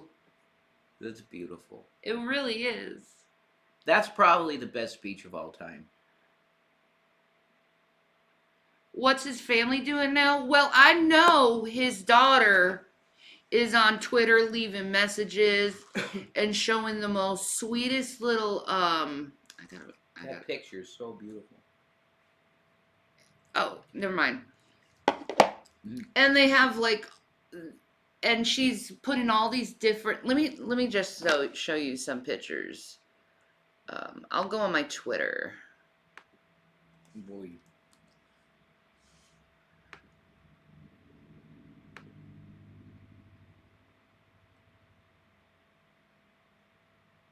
Oh my God. 1 minute. Just so I don't show you anything. Yeah. Yeah, man.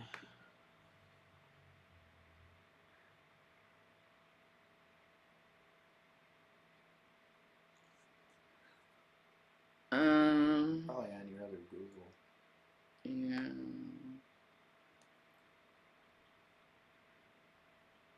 Look at that.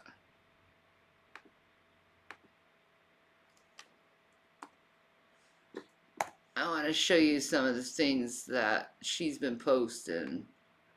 Martin Luther King's daughter, I think. Is it Bernice? I think it might be Bernice.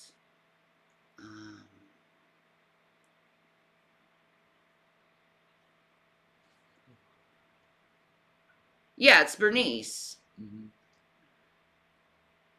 Go on her page.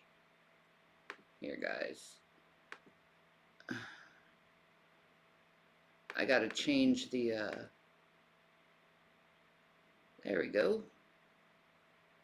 Ta-da!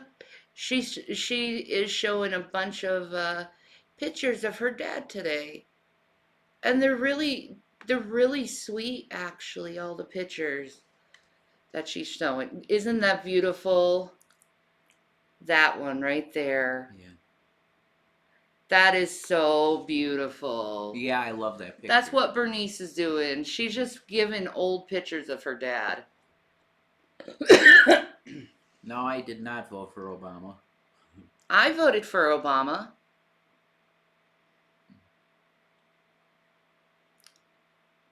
I voted for Obama. Where's Shani? I'm right here. Did I become a ghost? I don't think so. I don't think I did.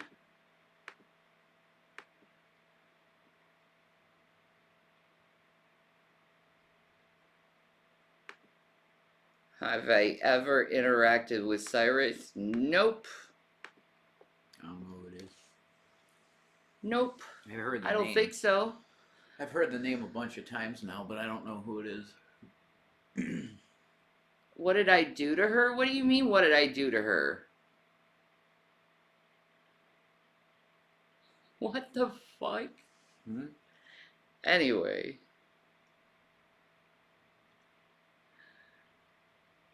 She's just posting a bunch of things of her dad. And she also says, remember her mama. She did say that. Look at that man. Mm-hmm. Ah! Thank you, sir. Thank you. Everyone should say thank you to him, man. Definitely a good man. Yep. Look at that. Oh, that's a gorgeous picture. Mm-hmm. Honor King, end racism. Ah. Black people and white people together, man. Right? That's it.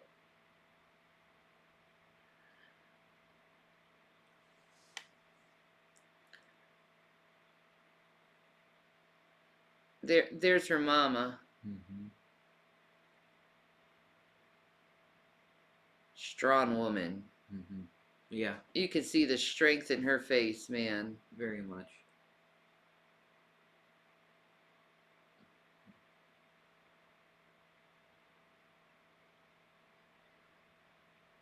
Oh, that's so beautiful and precious. It's really cute. That's so precious. Aww. Mm-hmm. Like, alright, honey.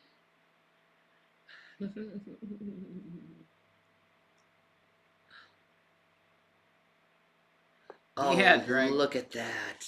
Yes, Dragnot. That's gorgeous. Right? That's gorgeous. It's cool. She's got cool pictures, man. Right? Really Oh, I cool. love that Yeah, hat. that hat is the shit. Ah, dude. That's the look, dude. Yeah, that's the look. That's the look. Marching in Mississippi. Yeah. Talking about Jesus.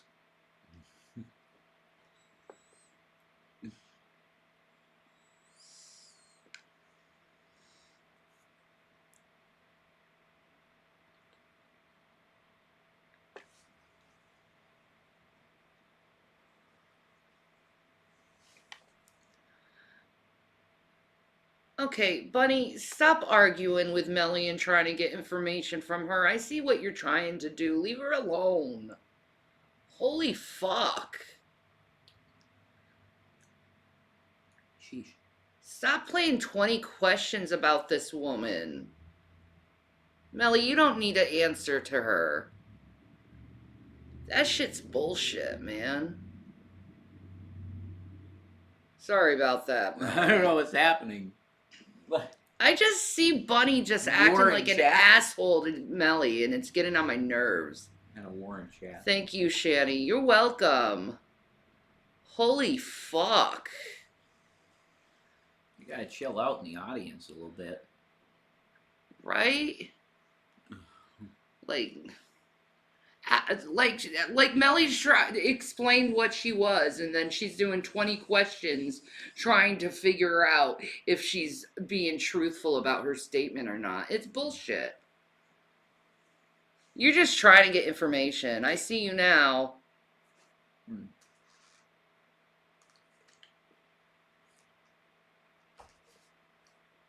No, it wasn't they both were. Bunny started that shit. Jesus Christ. Oh. Sorry, I have to play moderator.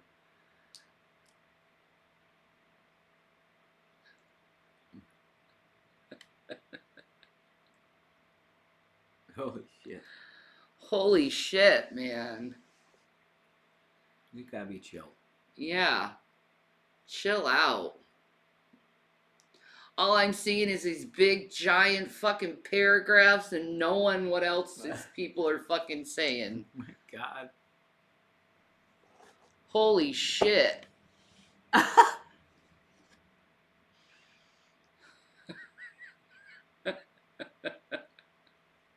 We got the meats.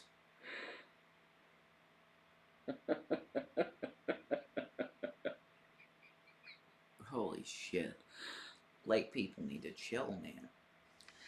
I know, man. Like, are It's you like, what? take a breather. Alright. Okay. Holy shit. Did you You're take your meds? Like, Jesus. you saw the paragraphs too. Yeah, that's like, and this and this. Said that's somebody like that. They need you need to chill the fuck out. You're not defeating Satan with the chat room. Okay, just chill the fuck out.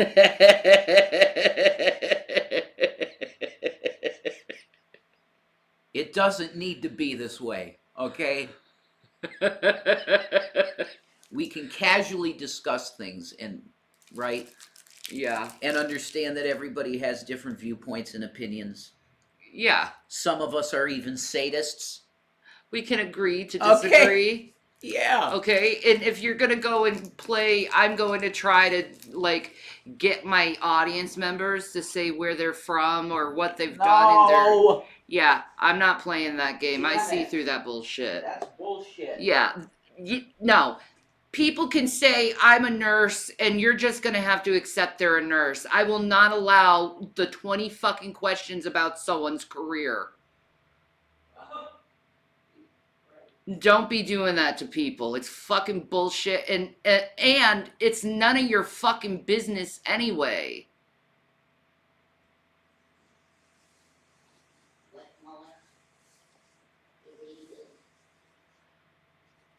No, I'm not going to discuss a fucking video from 2020 because you need content for your stupid fucking channel. You get a timeout too. Holy shit, people. Get your fucking grip. I know. I just wanted him to know that we're not all stupid here. I think he had a bit of a chip on his shoulder being an auto mechanic, but also intellectually gifted. But I would never have judged him on account of him being a mechanic. I know, right? Holy fuck. Watermelons are cute goons.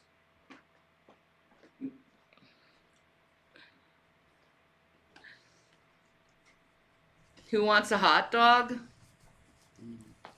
Yeah.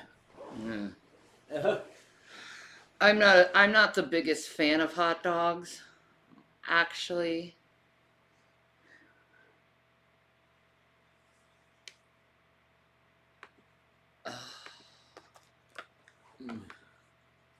Some people can't let shit go because they're dumb.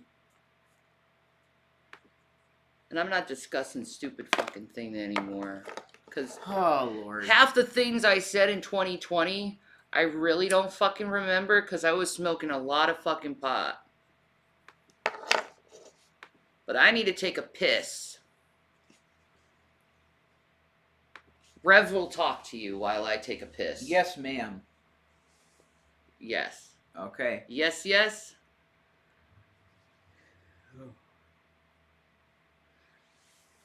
Oh. Oh my god. Ow. Plus, also, I was kind of influenced by stupid fucking Trumpers for some fucking stupid fucking reason. Ugh. Hate begets hate. Don't fall for it. Yeah. My cow. That's really nice looking though. Hey.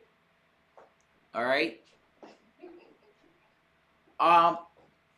My cowboy hat is in the Durango, which is in a tow place right now. It's in tow lockup. So I gotta, I don't know. They probably charge me like $50 a day or something. Who knows? It's been in there since like Halloween.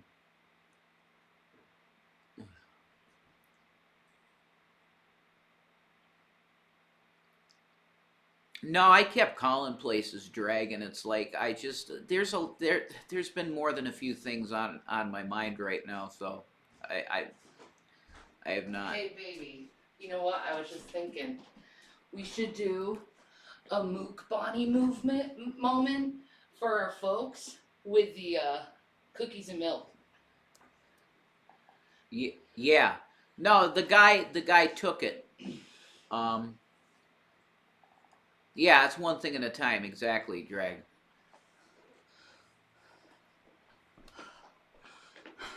The question I had for Dragnot was pertaining to a subject that we were talking about at the time. It had to do with the Bundy thing, and it had something.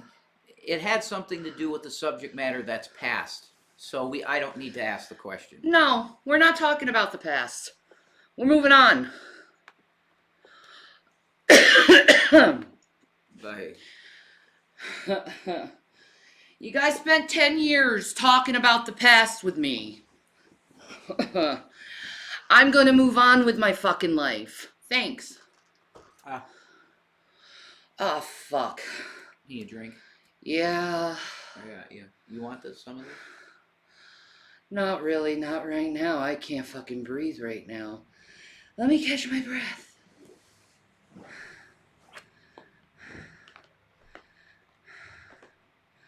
None of your fucking business.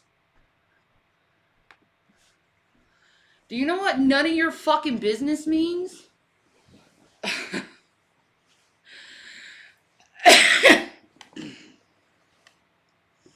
Holy shnikes.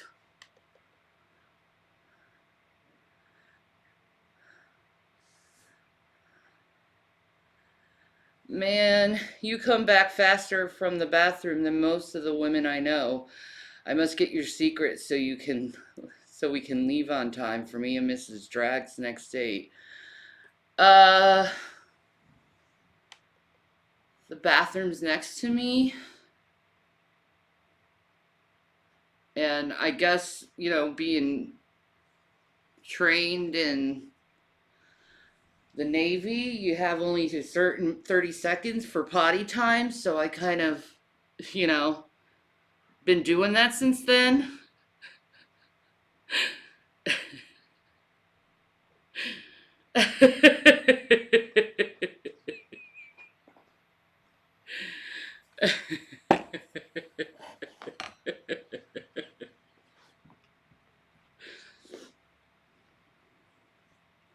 When you're a gamer girl, yeah. Whoa.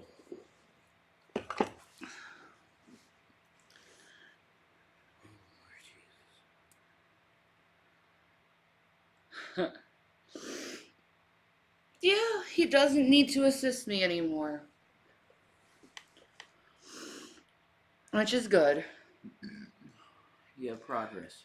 Yeah, exactly. There's some progress. There's some progress, which is a good thing. Yeah. Certainly. Ew. No, I don't air dry. I wipe myself like Air a dry. girl. It seems like you're gaining your independence, which is a good sign health-wise. Yeah. Pretty much. That is good. It is. Yeah. There's parts of there's good signs and not good signs, but we'll see. Yeah. We'll see. Jesus Christ, Drag. TMI, dude. One day, I hope you act your age.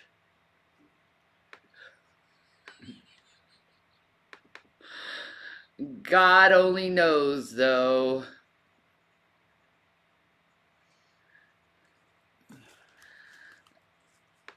Where the fuck? Get there. There we go. You Trying better to reach switch. that. Yeah, I know. I'm I trying know. to switch it.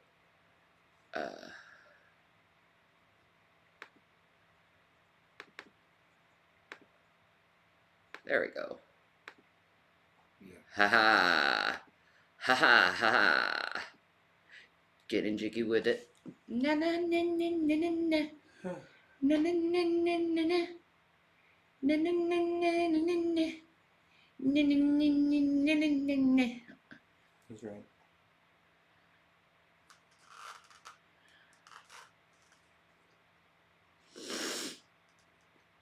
Where's Gavin Kit Kats lying on the bed? Probably. Will Smith is canceled. You can't cancel a person. That's a myth.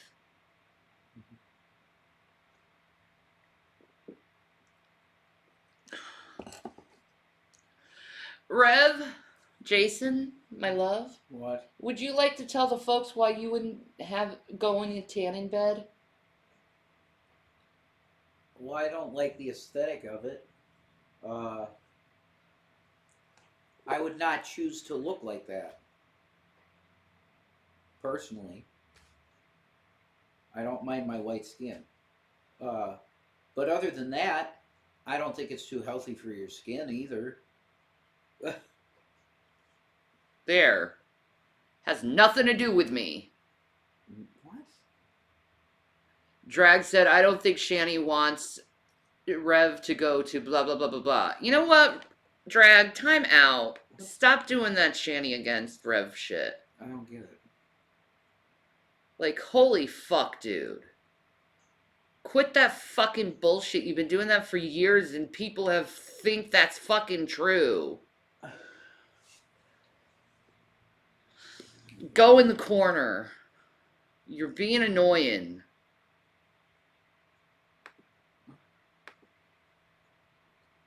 Who are you watching next? I was E3.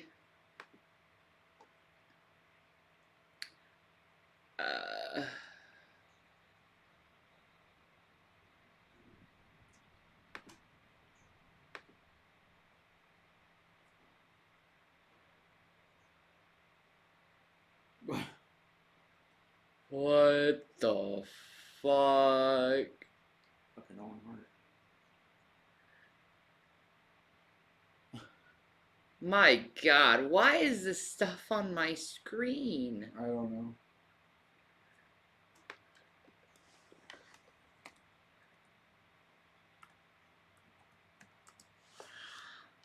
Holy crap. Well, You wanted to see a documentary on him, am I correct? that would be cool. Okay. It's PBS. Make it plain. Okay. The Lost Tapes.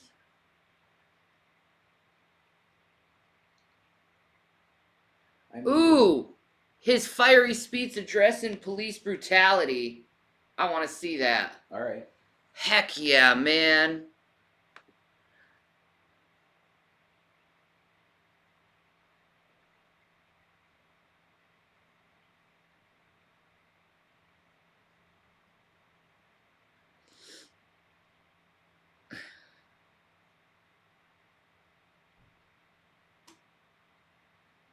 Yes.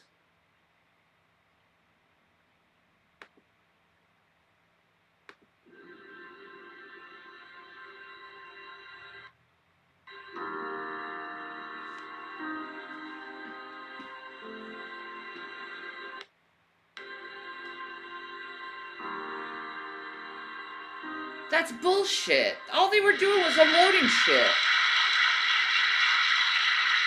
That's what we're talking about. Yep. Needs to stop.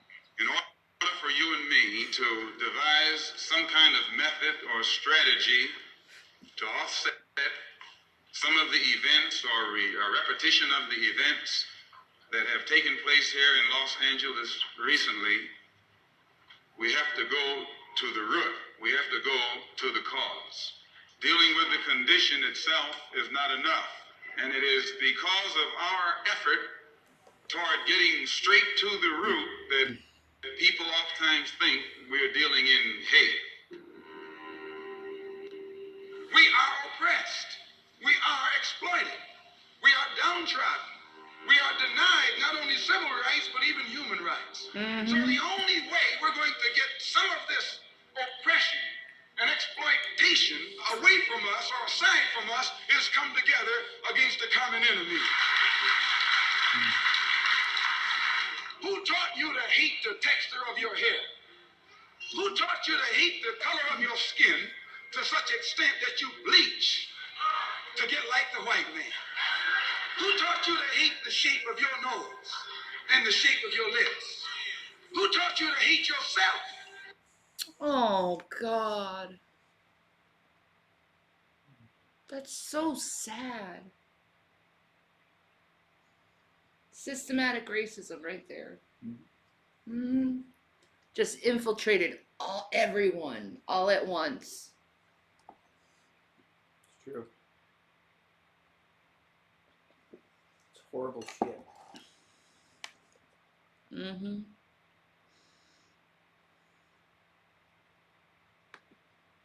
From the top of your head to the soles of your feet. Who taught you to hate your own kind? Who taught you to hate the race that you belong to? So much so that you don't want to be around each other. No, before you come asking Mr. Muhammad, does he teach hate? You should ask yourself, who taught you to hate being what God gave you? Oh, wow. And I, for one, as a Muslim, believe that the white man is intelligent enough.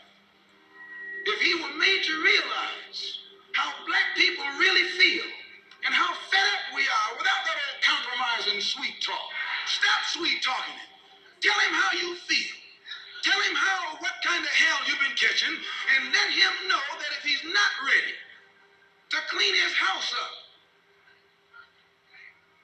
if he's not ready to clean his house up, he shouldn't have a house.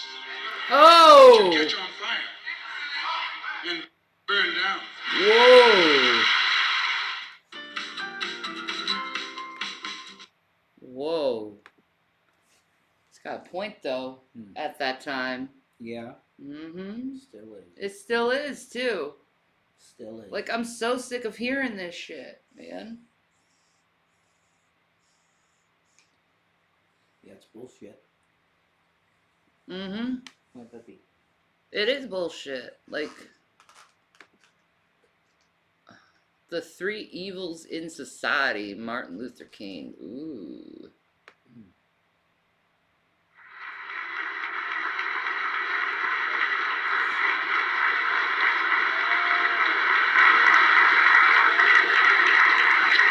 That's true, Nick. The only color that matters here in the States is green, and it behooves those in power to keep us divided. Yeah. Exactly. Divide and conquer, Nick. Yep. I'm 5'10", witch up. Couple bills. Oh my god. Benazir Bhutto. Oh, those bastards doing that to her. Mm-hmm. Yeah, they assassinated her. Oh my god, she was just such a beautiful woman. Yeah, I loved her. Oh. She just spoke peace. She just spoke peace. She told the truth about Bin Laden. That's what. Yeah, exactly. That was it. Why are those who speak peace always the victims of murder? Mm-hmm. Because it's revolutionary to speak peace. For whatever reason. I don't understand it, man. I'd rather have peace. Yeah.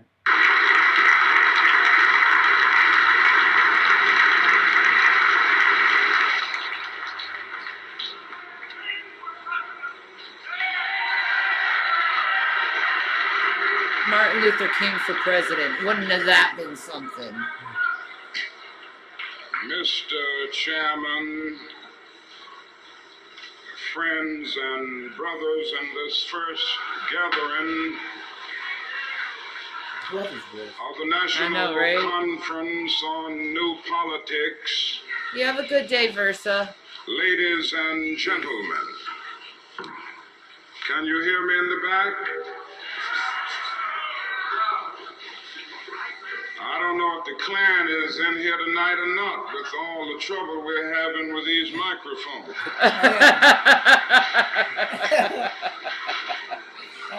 seldom, if ever,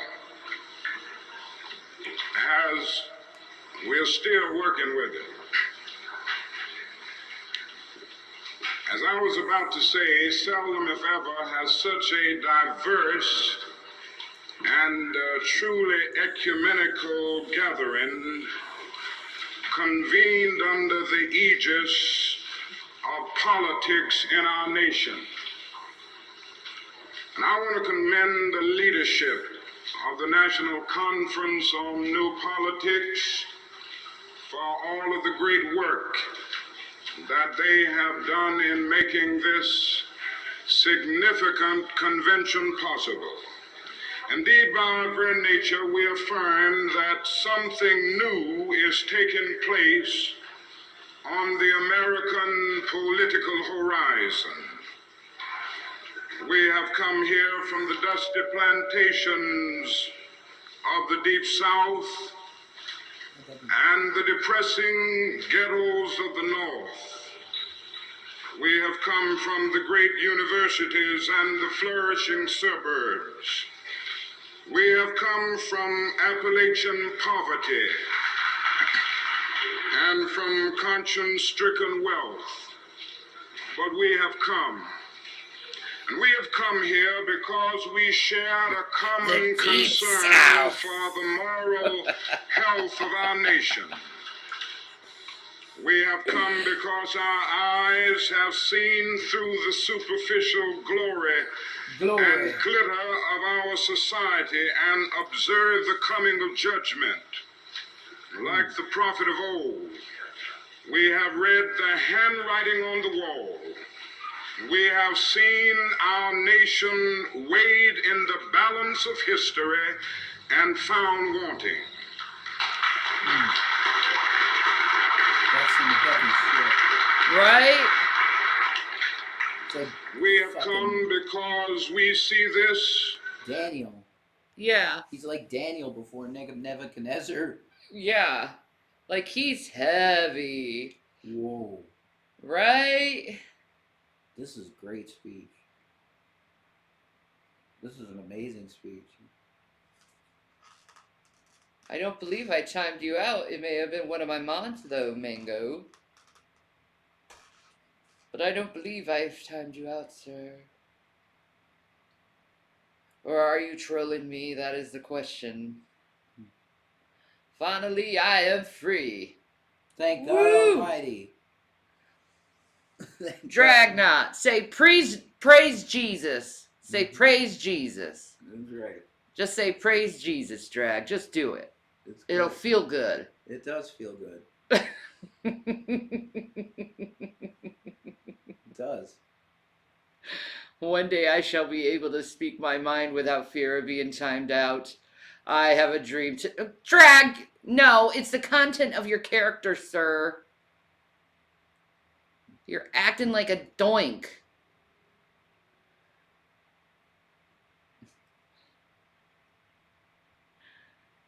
Alright. Later, maybe. Later.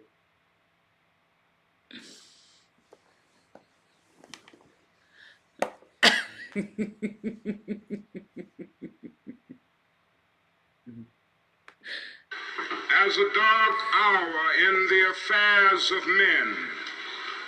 For most of us, this is a new mood. We are traditionally the idealists. We are the marchers from Mississippi and Selma and Washington, who staked our lives on the American...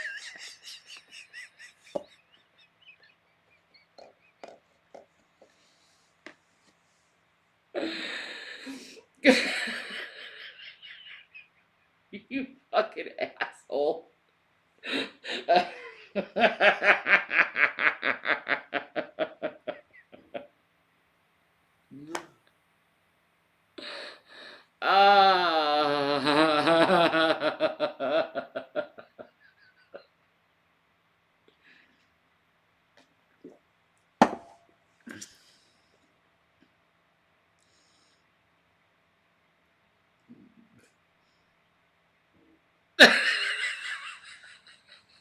Fuck you, Drag. American dream during the first half of this decade. Many assembled here campaigned assiduously for Lyndon Johnson in 1964. Drag's too unemployed right now. Because we could He's not stand way idly too by and frisky. watch our nation contaminated by the 18th century policies of Goldwaterism. We were the hardcore activists who were willing to believe that Southerners could be reconstructed in the constitutional image. We were the dreamers of a dream. That dark yesterdays of man's inhumanity to man would soon be transformed into bright tomorrows of justice. Amen. Now it is hard to escape the disillusionment of betrayal. Yep. Our hopes have been blasted and our dreams have been shattered. Yep. The promise of a great society was shipwrecked. Oh, On dang. the coast of Asia, on the dreadful peninsula of Vietnam, the poor black and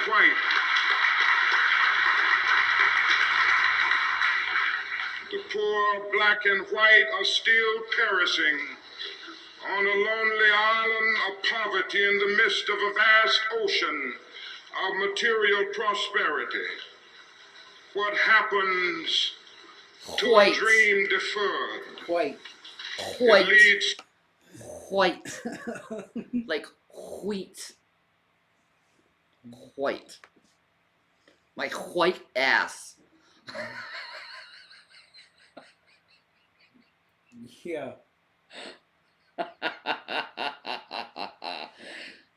It's hilarious. Those hateful white people. Hey, They're white. cool whip. Yeah, cool whip.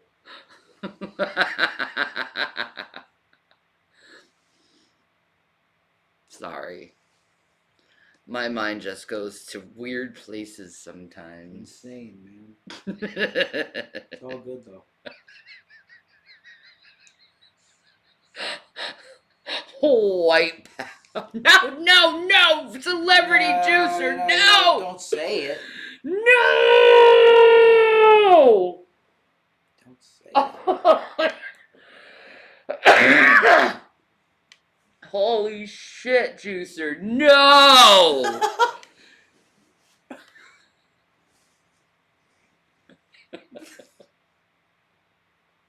Oh my god. Yeah, Chappelle. Almost got you. That had to be No! looped forever of you saying that.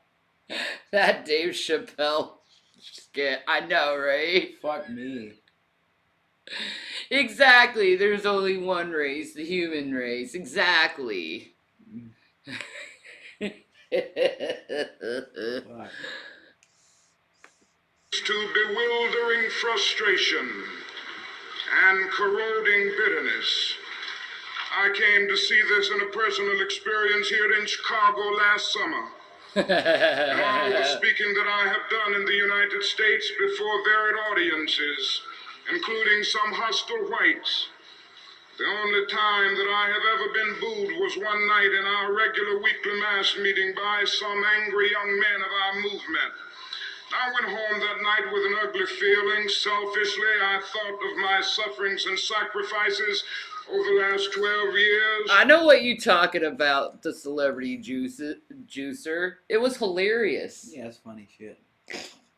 That's pretty much what Kanye's been doing lately, is being Dave Chappelle as the KKK blind leader.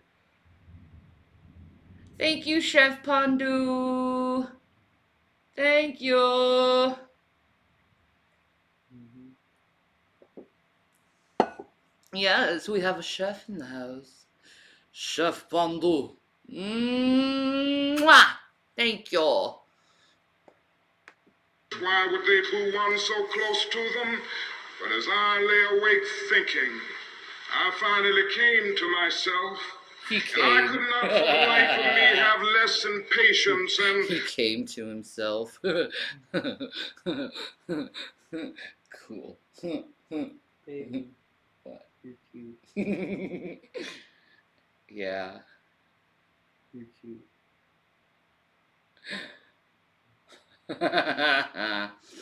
But Kanye is mentally ill, not a comedian.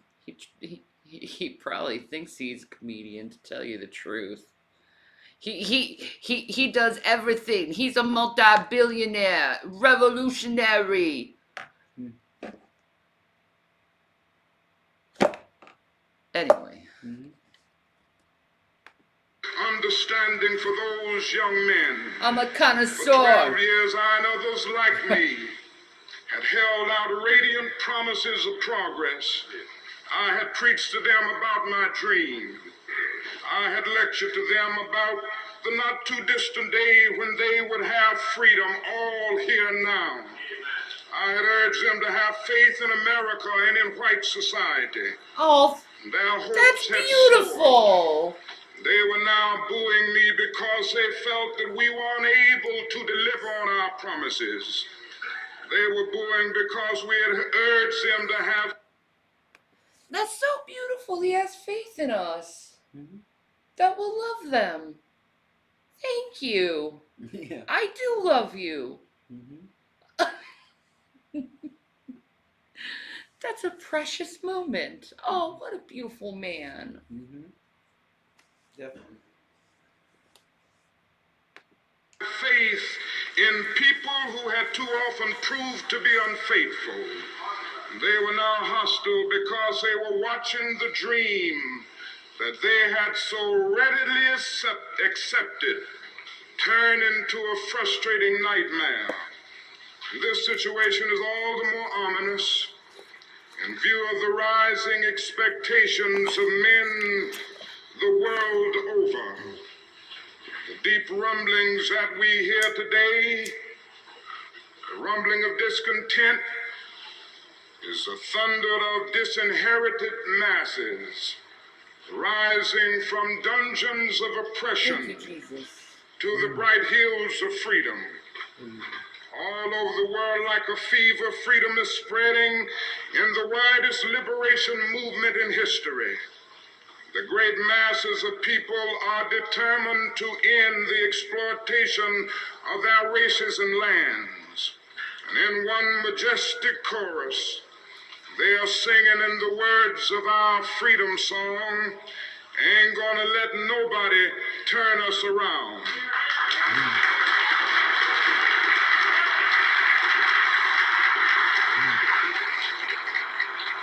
That's beautiful. Yeah. That's beautiful. And it has been going in a good direction. Maybe it's not perfect yet, Mm-hmm. but it is going in a good The direction. cop shit needs to stop. Yeah, the there. cops need to be better trained in mental health. Mm-hmm. And they need to root out races. And yeah, they need to root out races, like completely shun them and fire them for showing any amount of racism. Yeah. You know, Mm-hmm. I did an interview with my cop cousin and he spoke about this. Oh, okay. That's cool. Yeah, it's a big deal. It is. It is. It needs to stop. Like, I don't want to see another black man killed by the police ever fucking again, okay? Cops are not judge and jury. Period. They're law enforcers. You know, keep people alive and let the judge, you know, decide if they deserve life or death. Yeah. There was no reason for that man to be tased. It was obvious he was fucking horrified. Scared shitless. Yeah. Fuck that shit, man. That just shows you that cops need to be better trained. Mm-hmm. Because their power got to their fucking heads. Like, those cops that do that shit, they all need to be fired. I agree. And probably put in a psych ward for, you know, their problems.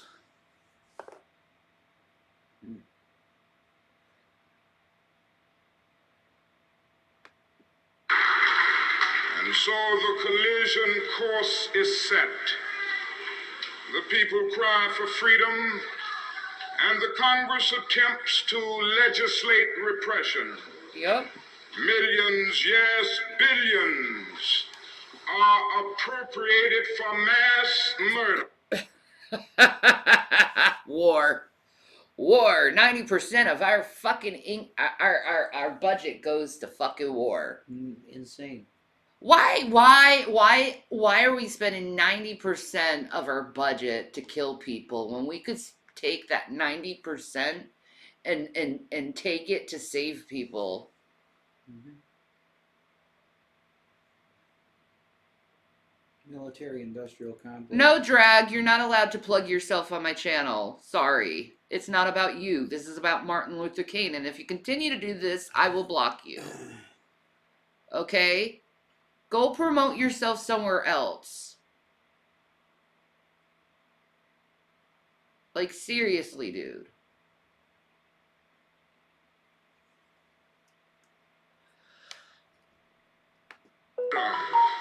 But the most Look at my rules of foreign aid for international development is crushed in the surge of reaction. Unemployment rages at a major depression level in the black ghettos. But the bipartisan response is an anti-riot bill rather than a serious poverty program.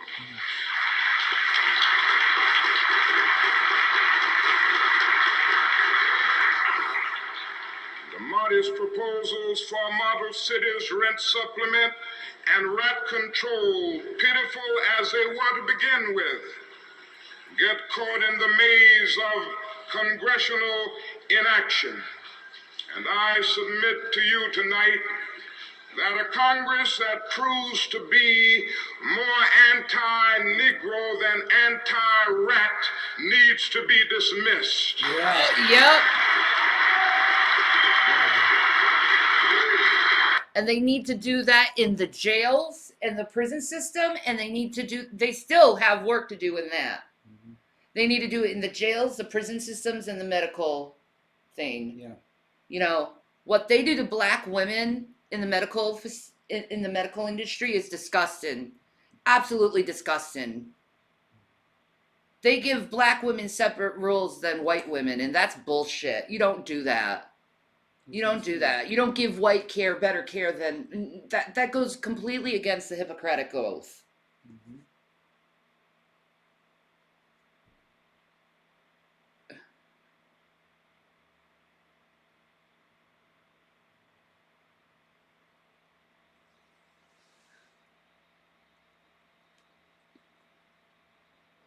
Oh, sorry. I got passionate there. Mm.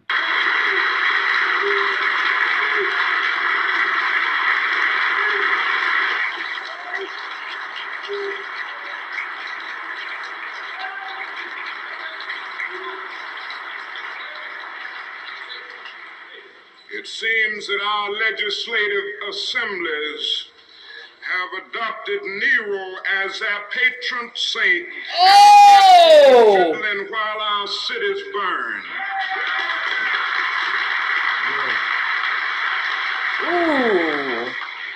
Even Burn. when the people persist, and in the face of great obstacles, develop indigenous leadership and self-help approaches to their problems, and finally tread the forest of bureaucracy to obtain existing government funds. The corrupt political order seeks to crush even this beginning of hope. The case of CDGM in Mississippi is the most publicized example, but it is a story repeated many times across our nation. Our own experience here in Chicago is especially painfully present. After an And look at it now. They've neglected Chicago. They've completely neglected Chicago, especially South Side Chicago. Completely neglected it. And look where it is now. It's just like they don't call it Chirac for no reason. The absolute violence that has happened in Chicago is horrifying. Yeah. Horrifying. all that poverty and stuff, you know, the government should have put some money into Southside Chicago so people wouldn't have to live in such poverty and live in such small spaces with so many people in them.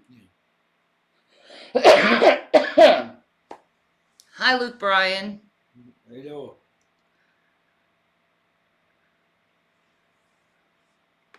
Fantastic approval by HEW's Department of Adult Education, SCLC began an adult literacy project to aid 1,000 young men and women who have been pushed out of overcrowded ghetto schools in obtaining basically literacy skills prerequisite to receiving jobs. We had an agreement with A&P Stores for 750 jobs through SCLC's job program, Operation Breadbasket. Only 750 jobs for them? That's bullshit. No. There's plenty of more jobs in America than that.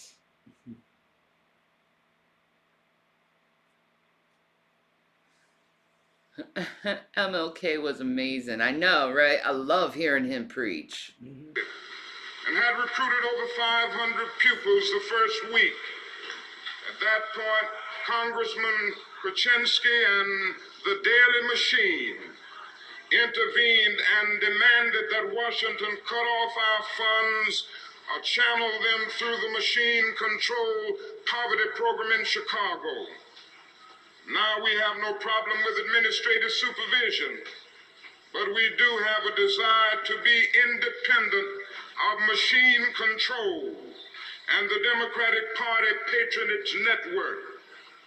For this desire for a politically independent approach to the needs of our brothers, our funds are being stopped as of September 15th, and a very meaningful program discontinued. Yes, the hour is dark. Evil comes forth in the The guise Butler? of good. No, I haven't.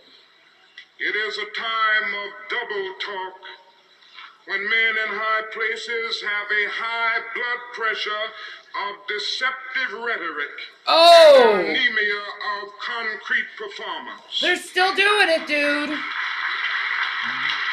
They're still fucking doing it. It's just bullshit, the whole Democratic Republican Party shit. They need to just strip the two-party system and we just vote for people. Like, seriously, I'm done with it. Yep.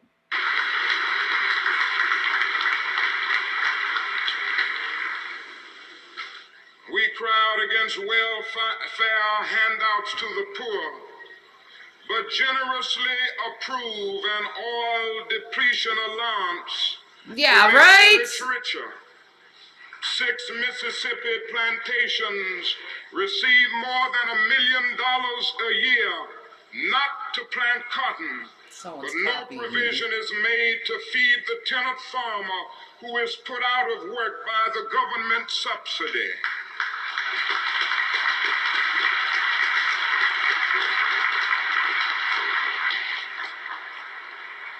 The crowning achievement in hypocrisy Not a go fan. to those staunch Republicans and Democrats of the Midwest and West who were given land by our government when they came here as immigrants from Europe. They were given education through the land-grant colleges. They were provided with agricultural agents to keep them abreast of farming trends. They were granted low-interest loans to aid in the mechanization of their farms. And now that they have succeeded in becoming successful, they are paid not to farm. And these are the same people who now say to black people, Wait, they're still doing that, paying people not to farm? That's still a thing. Why? It has some. I thought they explained it as having to do with supply and demand and prices and stuff. I don't know. I don't understand it. I don't understand it either. That's bullshit.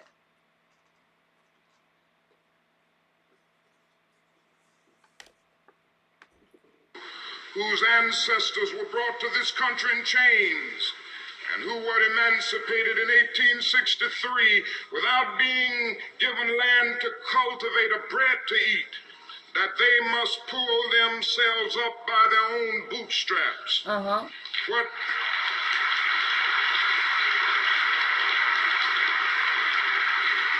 How do you have people pull themselves up their bootstraps when you keep taking your boot and like shoving their face in the dirt? Mm-hmm. That's right. Like, Mm-hmm. maybe mankind just needs to realize some people just needs a hand up. Mm-hmm. You know? A hand to help stand them up. You know what I mean? Mm-hmm. what they truly advocate is socialism for the rich and capitalism for the poor.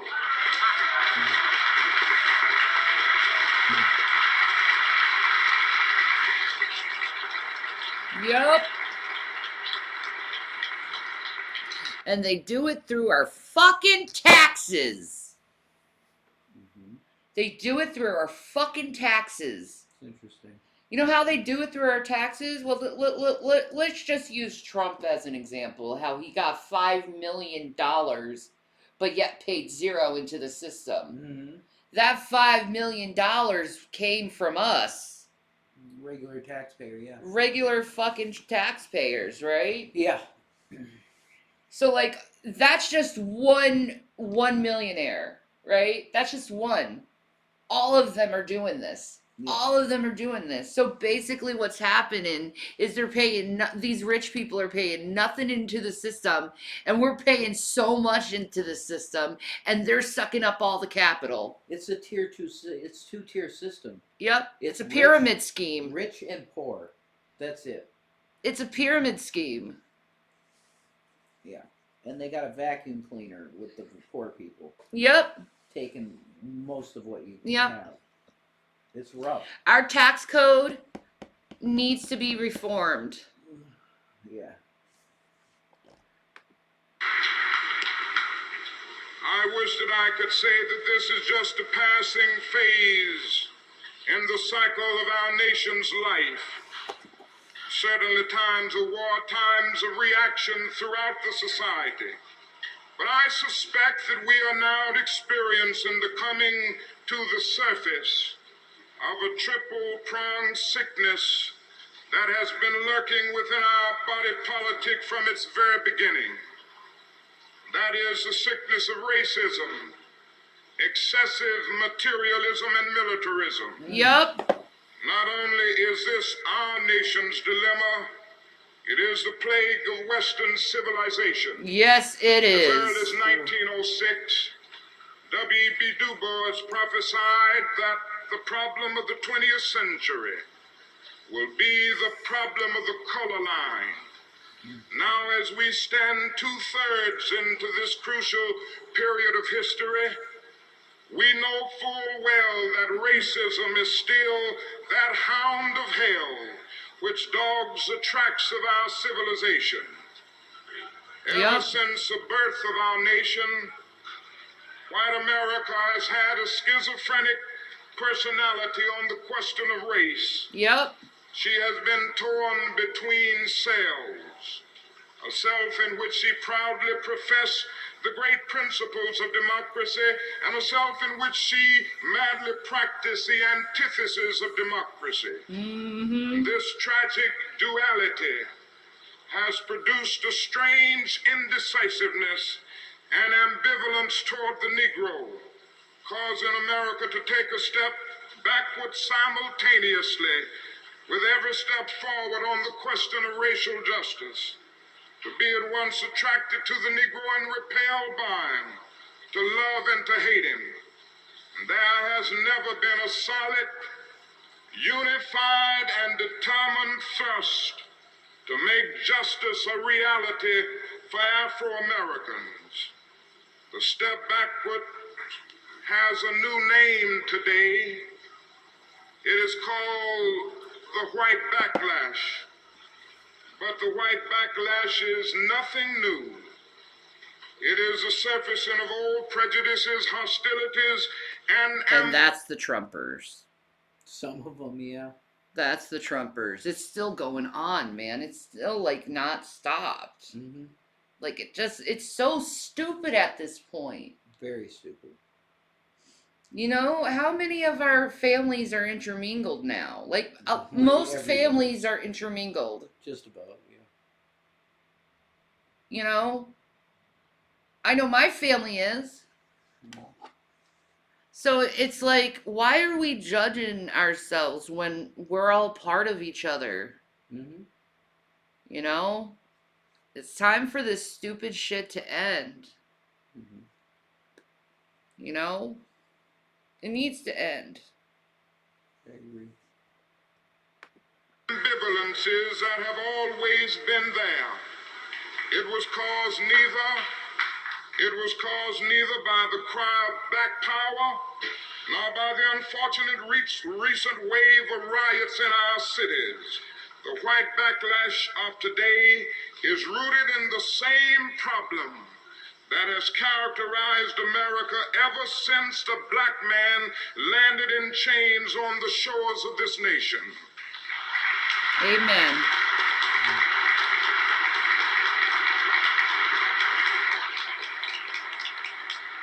This does not imply that all white Americans are racist. Far from it.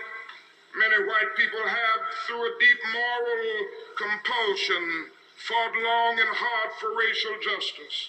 Nor does it mean that America has made no progress They in have. our attempt to cure the body politic of the Man, he could disease say of this racism. now. Or that the dogma of racism has not been considerably modified in recent years. However, for the good of America, it is necessary to refute the idea that the dominant ideology in our country, even today, is freedom and equality, while racism is just an occasional departure from the norm on the part of a few bigoted extremists. Racism can well be that corrosive evil that will bring down the curtain on Western civilization. Arnold Toynbee has said that some 26 civilizations have risen upon the face of the earth. Almost all of them have descended into the junk heaps of destruction. The decline and fall of these civilizations, according to Toynbee, was not caused by external invasions, but by internal decay. They failed to respond creatively to the challenges impinging upon them. If America does not respond creatively to the challenge to banish racism, some future historian will have to say that a great civilization died because it lacked the soul and commitment to make justice a reality for all men. Wow. Very powerful. Very powerful. Wow. Wow. Wow. Like, he's trying to tell people, like, this nonsense needs to stop or it's going to be the fall of our civilization. Mm-hmm. All this Right. infighting, this hating each other for different views, different things. It's amazing, man. Yeah, dude. He's awesome. Mm-hmm. Divide and conquer. Yep, exactly, Captain Barbados. I want to be on Martin Luther King's side, man. Mm-hmm. I want to be on that side. You know, where peace is like number one. You know, I don't want to be on the side where, like, you have to fight your fellow man all the time. You don't have to fight your fellow man all the time. You can choose not to fight. So, I guess I'm choosing not to fight, you know? Mm-hmm.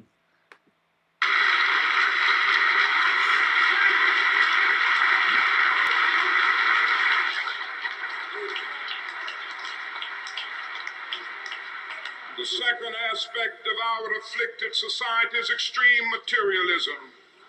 An Asian writer has portrayed our dilemma in candid terms. He says, "You call your 1,000 material devices labor-saving machinery, yet you are forever busy. With the multiplying of your machinery, you grow increasingly fatigued, anxious, nervous, dissatisfied. Whatever you have, you want more. And wherever you are, you want to go somewhere else. Your devices are neither time-saving nor soul-saving machinery. Nope. There are so many sharp spurs which urge you on to invent more machinery and to do more business. This tells us something about our civilization that cannot be cast aside as a prejudiced charge by an Eastern thinker who is jealous of Western prosperity. We cannot escape the indictment. This does not mean that we must turn back the clock of scientific progress. No one can overlook the wonders that science has wrought for our lives. The automobile will not abdicate in favor of the horse and buggy, of the train in favor of the stagecoach, of the tractor in favor of the hand plow, of the scientific method in favor of ignorance and superstition. But our moral lag must be redeemed. Yep. When scientific power outruns moral power, we end up with guided missiles and misguided men. Wow. Holy shit. That is so fucking That's true. a really good one. That is so fucking true, dude. That's a great quote. That is, man. It's so true. You can, like, I was showing I was thinking of this phone, Mm-hmm. like how divisionary going on social media can be Yep. with people fighting back and forth, you know, and it's gotten to the point where people have killed and like died because of this He's right. social media thing. So what he said is truth, man. Uh-huh. And I think our culture right now pretty much proved what he said. You Yeah. know? I don't- Because we didn't get the moral, we didn't get moral enough to be responsible enough to have this technology. No, and he would be astounded about the types of evil that are available now because of the internet. Yeah, he would be. Nobody could foresee that shit. No, not really. So Not really. crazy. Right?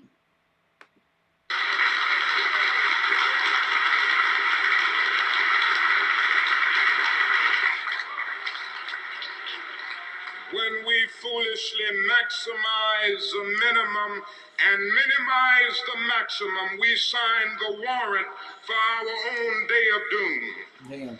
It is this moral lag in our thing-oriented society that blinds us to the human realities around us and encourages us in the greed and exploitation which create the sector of poverty in the midst of wealth. Again, we have deluded ourselves into believing the myth that capitalism grew and prospered out of the Protestant ethic of hard work and sacrifice. Wow. The fact is that capitalism was built on the exploitation and suffering of black slaves. That's there. Definitely. Yeah. True. And continues to thrive on the exploitation of the poor, both black and white, both here and abroad. Yep. Now we're all slaves Yeah. to the system. Yeah. If Negroes and poor whites do not participate in the free flow of wealth within our economy, they will forever be poor, giving their energy, their talents, and their limited funds Profit. to the consumer market, but reaping few benefits and services in return. The way to end poverty is to end the exploitation of the poor. Ensure them a fair share of the government services and the nation's resources. I proposed recently that a national... We're right there. We're right there. We're being exploited every day by these companies and shit. Every fucking day. Yeah.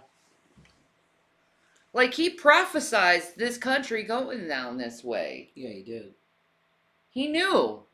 The corporatism shit. Yeah, he's absolutely right. Mm-hmm. He's absolutely right. In the minds of people, they're just so angry. Mm-hmm. Like,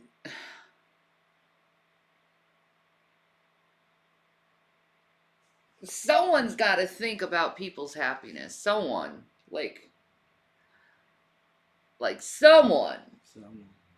Because the happiness levels in this world is so freaking down. You know, most people feel so dehumanized right now. Because it's always about money, money, money, money. Why can't it be about, like, love? And helping others and loving each other. That cool shit. Yeah, that cool shit. What's up, Nick? Comrades. Yeah, right? Yes, Nostrovia. agency be established to provide employment for everyone needing it. Nothing is more socially inexcusable than unemployment in this age. In That's the 30s, right. the nation was bankrupt. It instituted such an agency, the WPA. In the present conditions of a nation glutted with resources, it is barbarous to condemn people desiring work to soul-sapping inactivity. Loving each other like Jesus told you to love each other. Love each other. That type of love each other. Poverty. I am convinced that even this one massive act of concern would do more than all the state police and armies of the nation to quell riots and still hatreds. The tragedy is that our materialistic culture does not possess the statesmanship necessary to do it. Victor Hugo could have been thinking of 20th century America when he wrote, "There's always more misery among the lower classes than there is humanity in the higher the classes." good Jesus kind. Yeah, exactly.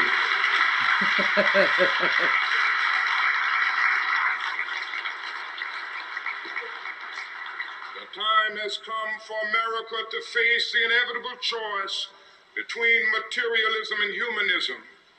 We must devote at least as much to our children's education and the health of the poor as we do to the care of our automobiles and the building of beautiful, impressive hotels.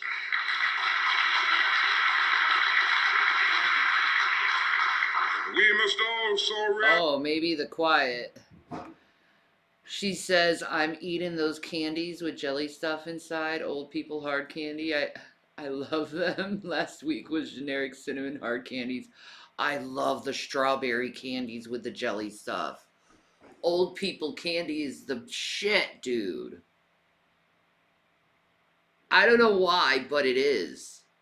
And it's cheap, too. But it's awesome. It's just like that really good, like, piece of candy just cleanses your palate in such a wonderful way.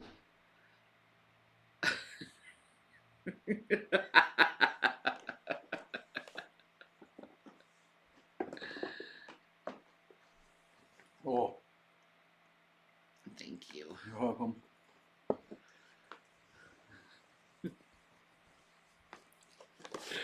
We put this underneath real quick. Oh, Okay. You're gonna pull some out, aren't you? I gotta have another one. Here, just hold it then. Okay, I'll hold it. Okay. oh, realize that the problems of racial injustice and economic injustice cannot be solved without a radical redistribution of political and economic power.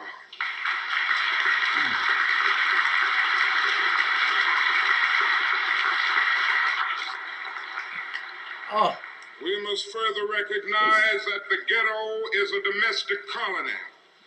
Black people must develop programs that will aid in the transfer of power and wealth into the hands of residents of the ghetto so that they may, in reality, control their own destiny. Amen.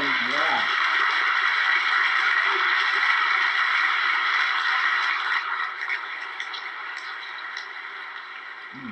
This is the meaning of new politics. People of goodwill in the larger community must support the black man in this effort. The final phase of our national sickness is the disease of militarism. Yup, I Nothing agree. more clearly demonstrates our nation's abuse of military power than our tragic adventure in Vietnam. Uh-huh. Woo! I'm sorry. This war has played havoc with He's the such a destiny brave of the man. entire world. He is, man. It has torn up the Geneva Agreement. It has seriously impaired the United Nations. It has exacerbated the hatred between continents and, worse still, between races. Yup. It has frustrated our development of home, telling Truth. our own underprivileged citizens that we place insatiable military demands above their most critical needs. It has greatly contributed to the forces of reaction in America and strengthened the military-industrial complex. Ah, And it has practically destroyed Vietnam and left thousands of American and Vietnamese youth maimed and mutilated, and exposed the whole world to the risk of nuclear warfare. Yup. wow. What they did to those people in Vietnam is just unspeakable what Americans did. When you hear this speech, you understand why they took him out.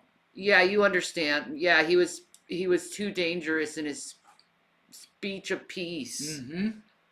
Oh no, he's gonna inspire people to be peaceful. That's Oh, like Jesus, though. danger, danger. We can't kill people anymore for our Lord Satan. I sound like Alex Jones, sorry. Ha!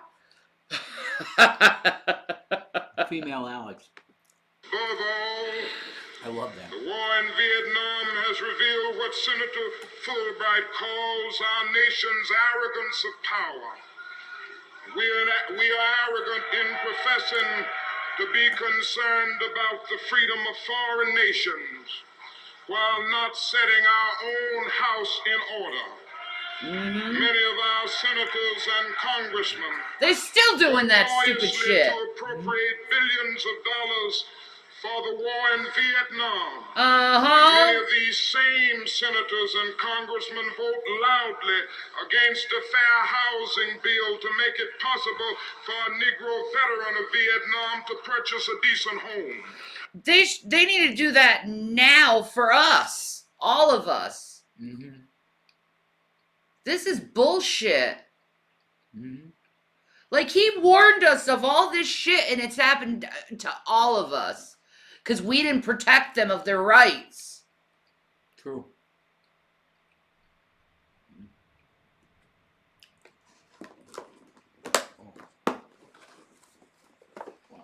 Instead of thinking of these people as black people, you should have thought of them as fucking Americans, just like you and me, man. Fair Housing Act, yeah. Yeah, man. Yeah.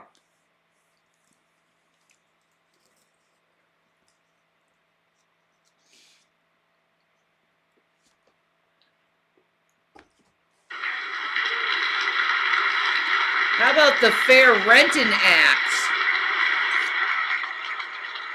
Yeah, that's right, Greg. We arm Negro soldiers to kill on foreign battlefields, but offer little protection for their relatives from beatings and killings in our own South. We are willing to make the Negro 100% of a citizen in warfare, but reduce him to 50% of a citizen on American soil. Uh-huh. Uh-huh. No war in our nation's history has ever been so violative of our conscience, our national interests, and so destructive of our moral standing before the world. No enemy has ever been able to cause such damage to us as we inflict upon ourselves. The inexorable decay of our urban centers has flared into terrifying domestic conflict as the pursuit of foreign war absorbs our wealth and energy. Squalor and poverty scar our cities as our military might destroys cities in a far-off land to support oligarchy to intervene in domestic conflict. The president who cherishes consensus for peace has intensified the war. In answer to a cry to stop the war, it has brought tauntingly to 1 minute's flying time from China, to a moment before the Second midnight of prophet. world conflict. Holy shit. How the fuck does he know what's going on now? You could play this now and it's like, Wait a minute. yeah, nothing's fucking changed. He very much is like a touched man. Yeah, man. Prophet. Holy shit, man. And they killed him the way they did to have that effect of him. He's like a slain prophet. Mm-hmm. Yeah. He's a martyr. Yeah. Well, yeah. Uh-huh. Conflagration. We are offered a tax for war instead of a plan for peace. Men of reason should no longer debate the merits of war or means of financing war. They should end the war and restore sanity and humanity. Oh, to yeah, I American know, policy. right?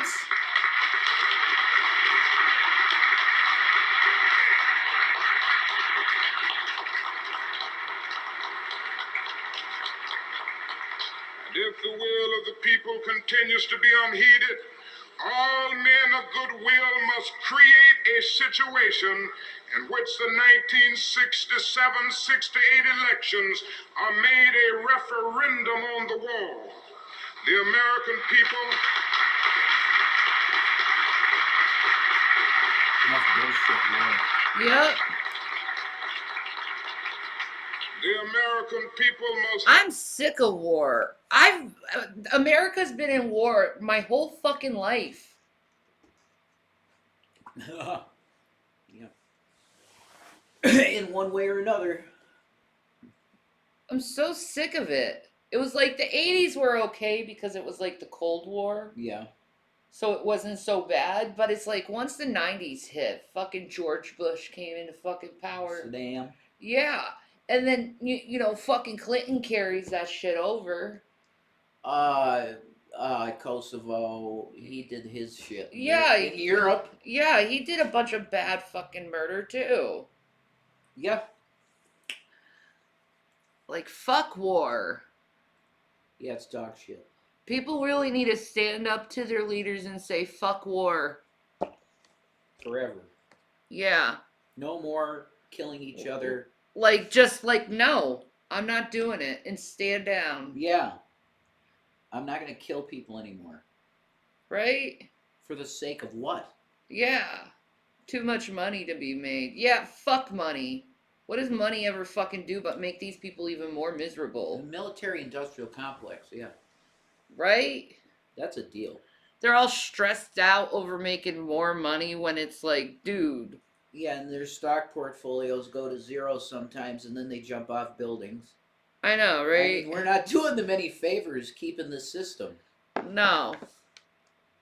We're just enabling them to do bad things to people. And themselves. And themselves, My yeah. God. Ah. Yeah. have an opportunity to vote into oblivion those who cannot detach themselves from militarism, those who lead us. Being a peacemaker. Amen. And so we are here because we believe, we hope, we pray that something new might emerge in the political life of this nation, which will produce a new man, new structures and institutions, and a new life for mankind. Amen. I'm convinced that this new life will not emerge until our nation undergoes a radical revolution of values.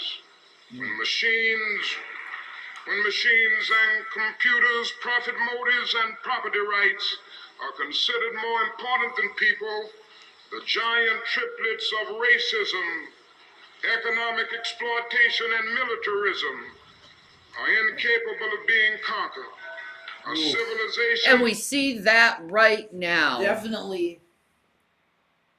Yep, we see that right now. That's why things like BLM and Antifa are happening.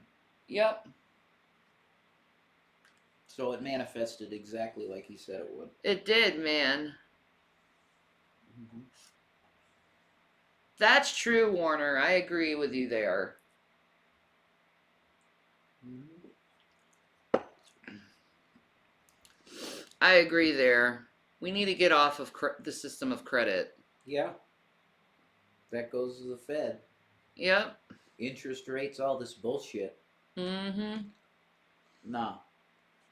We need to go back to constitutional money. Yep. Like Okay. Lincoln wanted. Yeah, greenbacks. Can flounder as readily. I know, they in the killed face him. of They killed moral bankruptcy as course it they can did. through financial bankruptcy. A true revolution of values.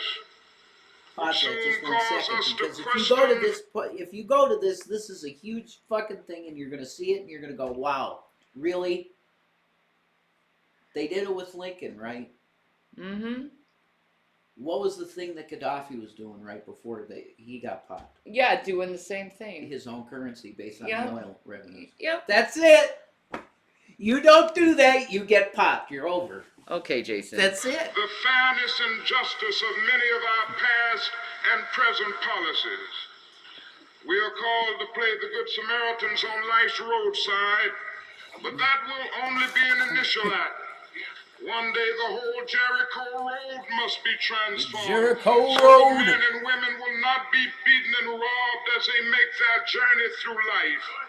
True compassion is more than flinging a coin to a beggar. Amen. Understands that an edifice which produces beggars needs restructuring. Amen. Yeah. There you go. See, he knows. He's a good man, dude. Like, he's just... Oh, he thought it all out. every bit of it. He understands these type of situations, man. He was a preacher. He talked to these type of people every day. It's too bad he couldn't have been president. Oh, he'd be such a wonderful And president. healing. Mm-hmm.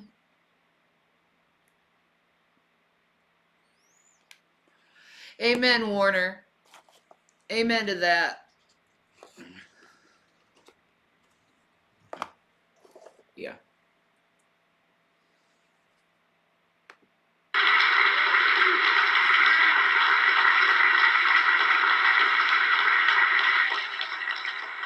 A true revolution of values will soon look uneasily on the glaring contrast of poverty and wealth.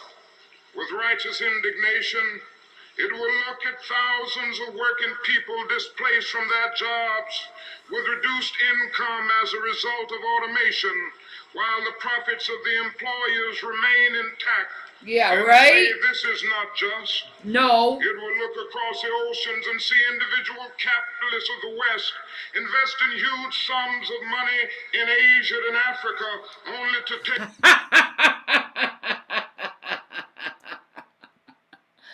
Everything's made in China. He was fucking right about that too. Yeah.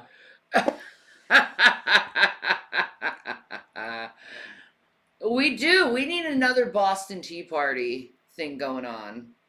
That's what the Tea Party was all about. Yep.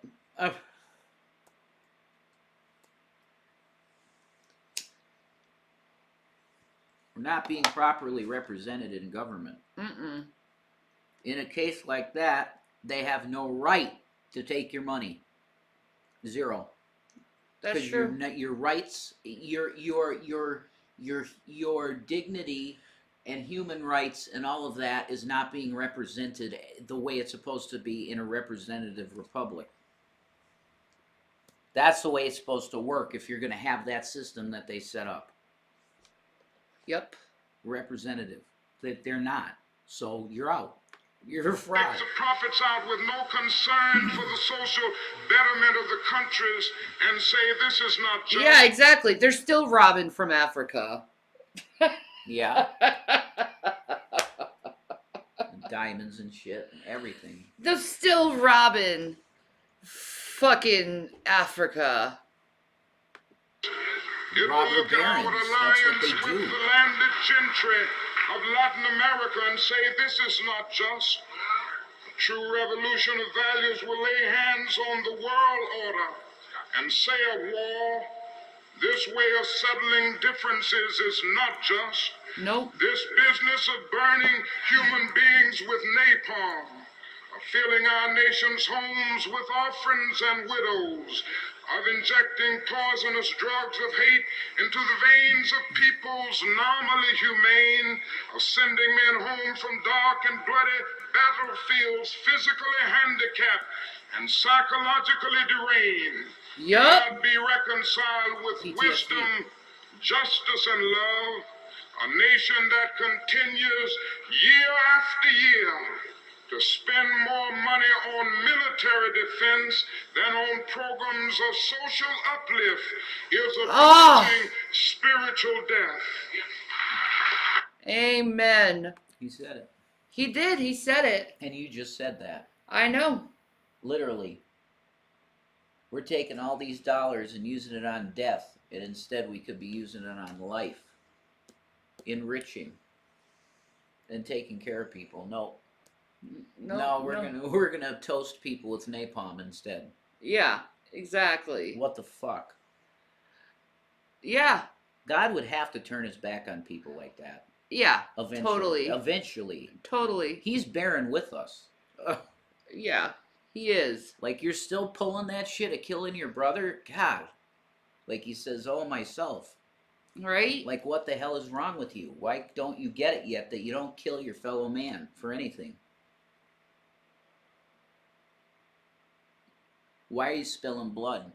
For what purpose? But where would money for social care come from for repairing roads and infrastructure?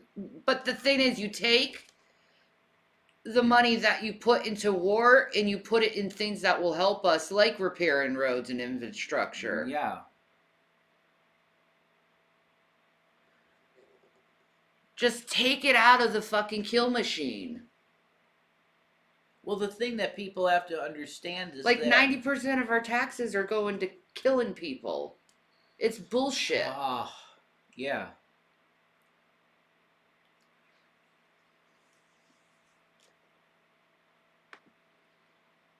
It's unkind. Yep.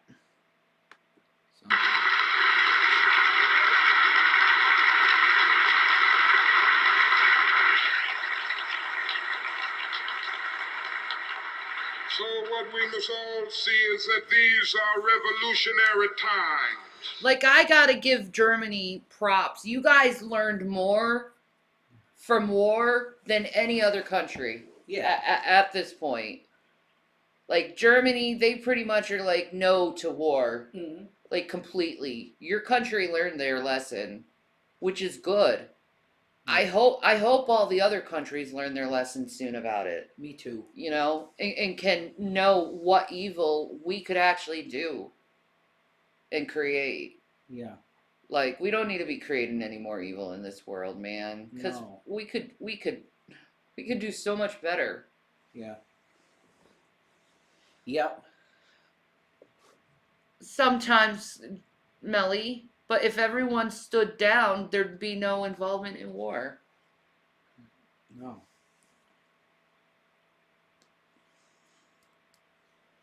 Put the people who talk about war in therapy. There. Yeah. Easy. Done. All over the globe, men are revolting against old systems of exploitation, and out of the wombs of a frail world, new systems and of justice and equality are being born. The shirtless and barefoot people of the earth are rising up as never before.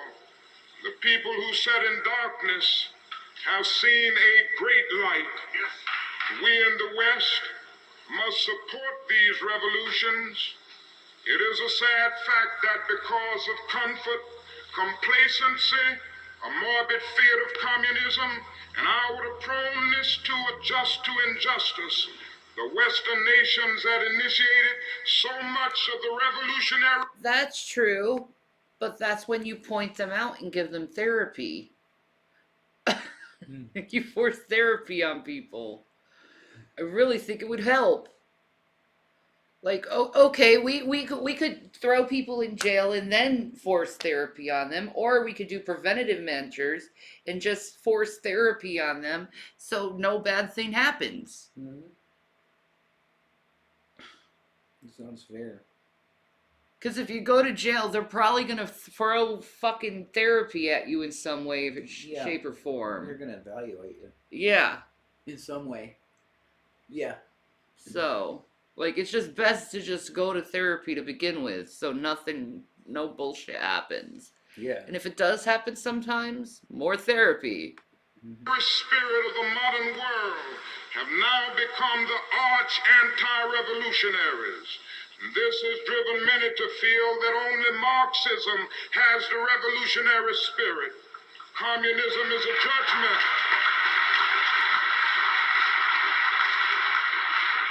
And in a sense, communism is a judgment of our failure to make democracy real and to follow through on the revolutions that we initiated. Our only hope today lies in I'm our... not talking about re-education camps. What? What the fuck are you talking about, Warner? I'm talking about letting people go to a therapist so they can get whatever they need out of them and learn coping skills so they don't have to do any bad thing to begin with. That's not re-education at all. That's just re-evaluating someone and showing them their humanity. I don't think there's anything bad in that at all. No.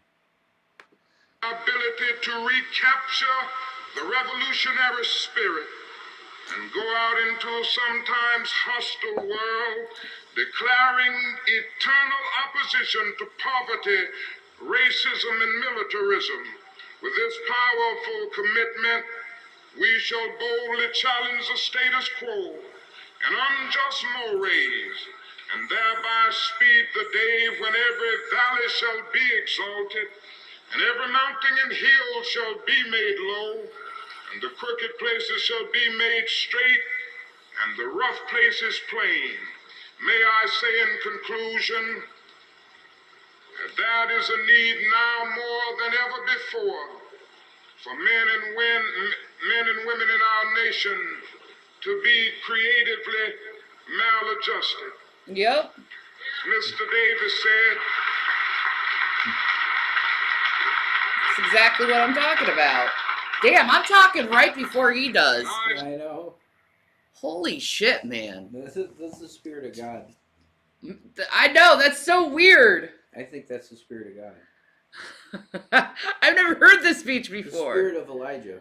I guess so. Yeah. say to you that I choose to be among the maladjusted. As my good friend Bill Coffin said, there are those who have criticized me and many of you for taking a stand against the war in Vietnam and for seeking to say to the nation that the issues of civil rights cannot be separated from the issues of peace. Amen. Amen.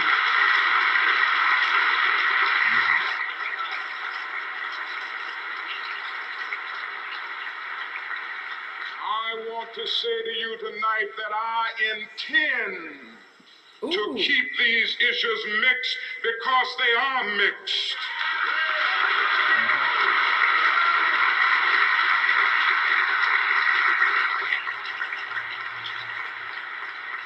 Somewhere we must see that justice is indivisible. Injustice anywhere is a threat to justice everywhere. Amen. And I have fought now too long and too hard against segregated public accommodations to end up at this point in my life segregating my moral concern.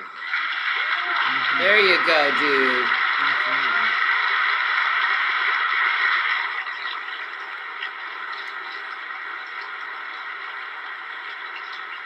So let us stand in this convention knowing that on some positions, cowardice asks the question, is it safe?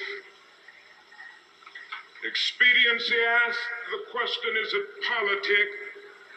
Vanity asks the question, is it popular? But conscience asks the question, is it right? Amen. On some positions, Yep. That's such a great quote.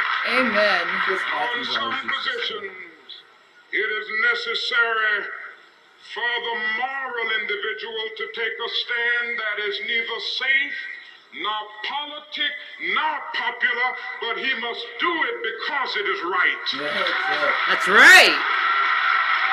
It's incredible. Beautiful thing.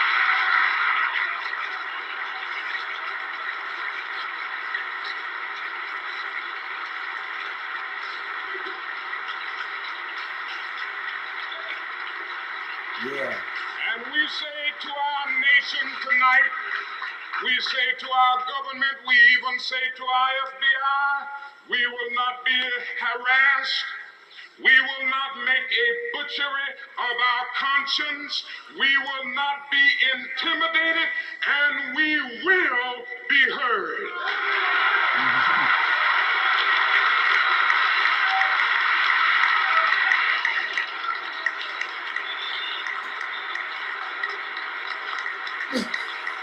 Amen, bro. Amen. Amen.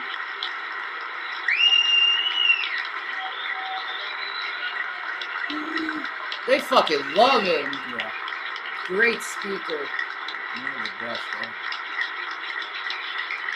I hate to say, you white people back in the 1960s are really stupid for getting rid of this man.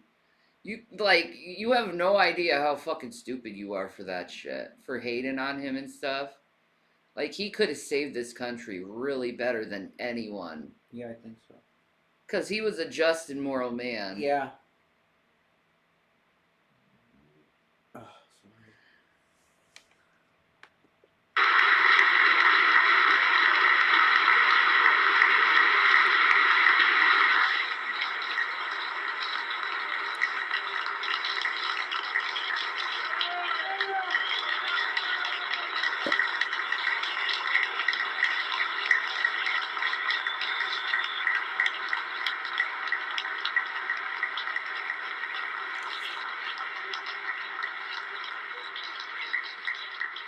That was a great speech. Very good. Yeah. I want to show the injustice of black women in the healthcare system. Okay. I'll learn.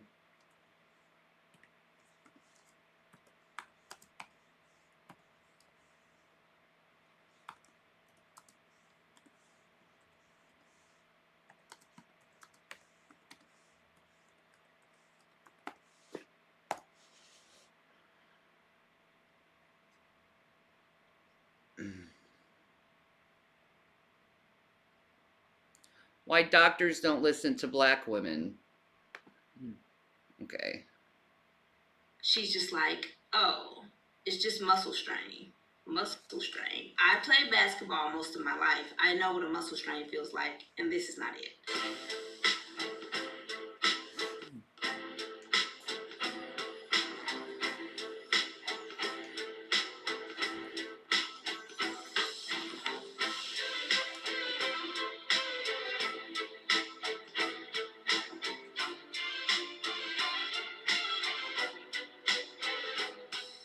In 2013, I decided to go ahead and get birth control that was implanted into my arm. At the time, I didn't think anything of it, but there were a lot of complications, and 7 months later, I ended up taking out that implant. The problem was I also found this lump in my stomach, so I called my Oh, bless. OBGYN and I made an appointment. They decided to give me an ultrasound. I got the ultrasound results back, and when I went in, I found out that I had 4 large fibroids, one being as large as 5.8 centimeters. I asked them what I should do, and they just told me, we'll monitor them and wait. God. And at a certain Shut point, I up. looked pregnant. In 2017, I was 26 years old, and I started having these symptoms. I was getting cramps, like if you're on your menstrual cycle, but I wasn't having a period. And this went on for about a month and a half. I went to a doctor, and I'm like, I'm concerned something's wrong. And they're just like, oh, you're just probably pregnant. We're going to take another pregnancy test. And I was like, I've taken about 3 pregnancy tests already. And also, we're going to test you for STDs. Ugh. Okay, I get the results later that, of course, everything's negative, right? And I'm just telling everyone that I'm so upset. No one is listening to me. The last 3 weeks of my pregnancy, I had high blood pressure. I was told that I might have to go into labor early if high blood pressure continued. I Yeah. went to my 39-week appointment and my blood pressure was high. I was met with my midwife's partner who was on call that day. I asked if I had to be induced. She said that if I chose not to be induced, I would have to sign paperwork saying that I refused treatment. I decided that I would be induced. My wife was not able to come with me at first, and I was very afraid. Luckily, we weren't separated for long, and she was able to come to the room with me once I got settled.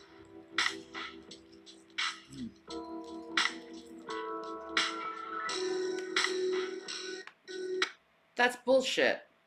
That right there is bullshit. Yeah. They just look at you and think that you're black and think that you're impoverished, so they don't give you the best care.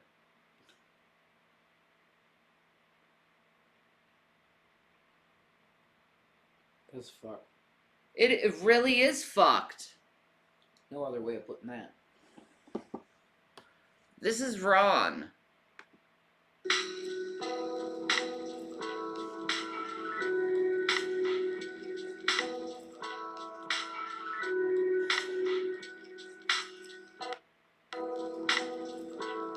That's just wrong. Period. I No. was rushed to No, urgent it should care. be equal care for everyone. Yeah. Everyone should have equal care, not this bullshit.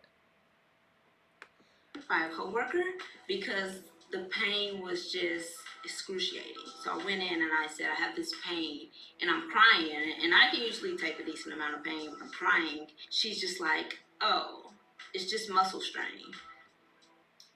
Muscle strain. I played basketball most of my life. I know what a muscle strain feels like, and this is not it. And during this time, I was getting bruises on my body very often. Every day was a new bruise. So I show her, and I said, I'm getting these like red rashes on me and then this bruise. And she's like, oh, that's nothing. That has nothing to do with this. Those were the exact words. That has nothing to do with this. Like, And she at this doesn't point, check I'm it bitter out. because you don't care about me. The first step of the induction was to give me a medication that I had to take that would help me dilate. Early the next morning, my doula arrived and helped me work through my contractions with the strategies we had been practicing. The midwife came into the room early that morning. One of the first things she said to me after I told her that I was contracting was, well, of course you're contracting and of course you're in pain because you're having a natural birth. You said you wanted to have a natural birth and natural births hurt. In that moment, I felt some type of way because I felt that she had this negative tone and I wasn't quite sure what it was about. So I Yeah, just right? let it be and continued to work through my contractions.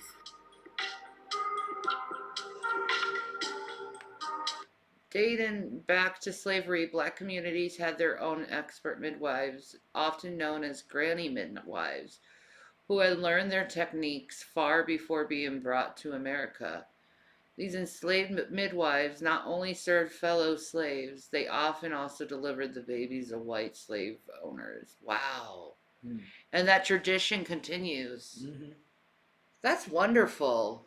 Hmm.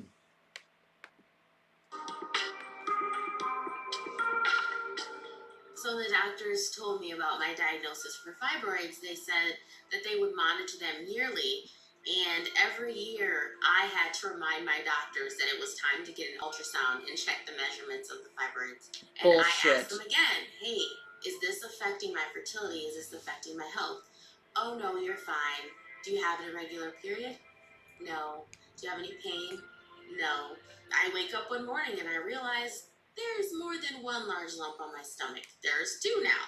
And they checked my stomach again. Wow, they're really large. That seemed to be a continuous statement that every doctor that I went to see would say. On the 5th year, I went to a different doctor.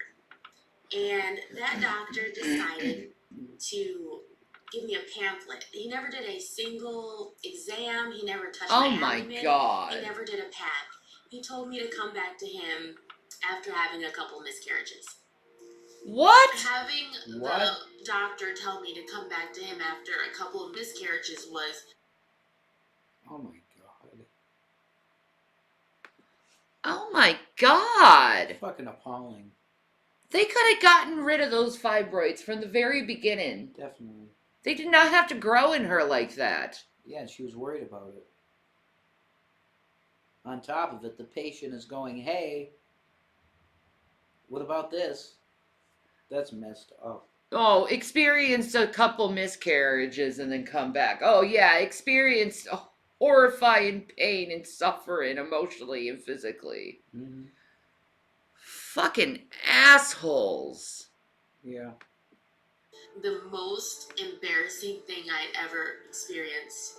I didn't tell too many people about that, but I understood at that moment that my fertility, my pregnancies, that my life wasn't as important as others around me. I just felt like a burden every time I walked into a doctor's office.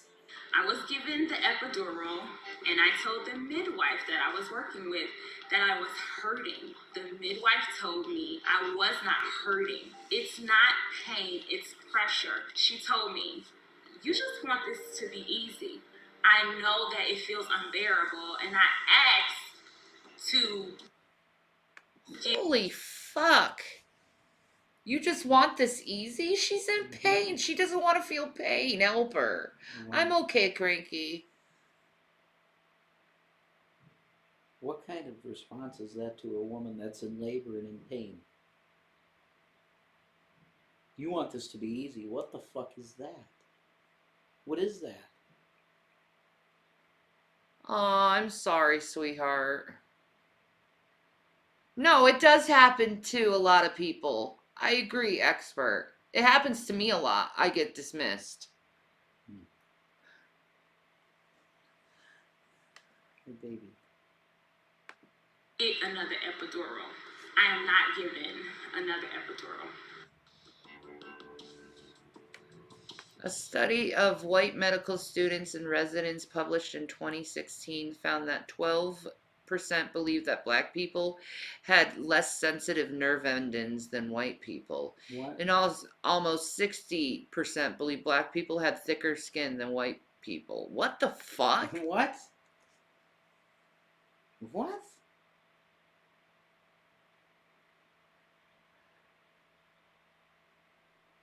Holy shit.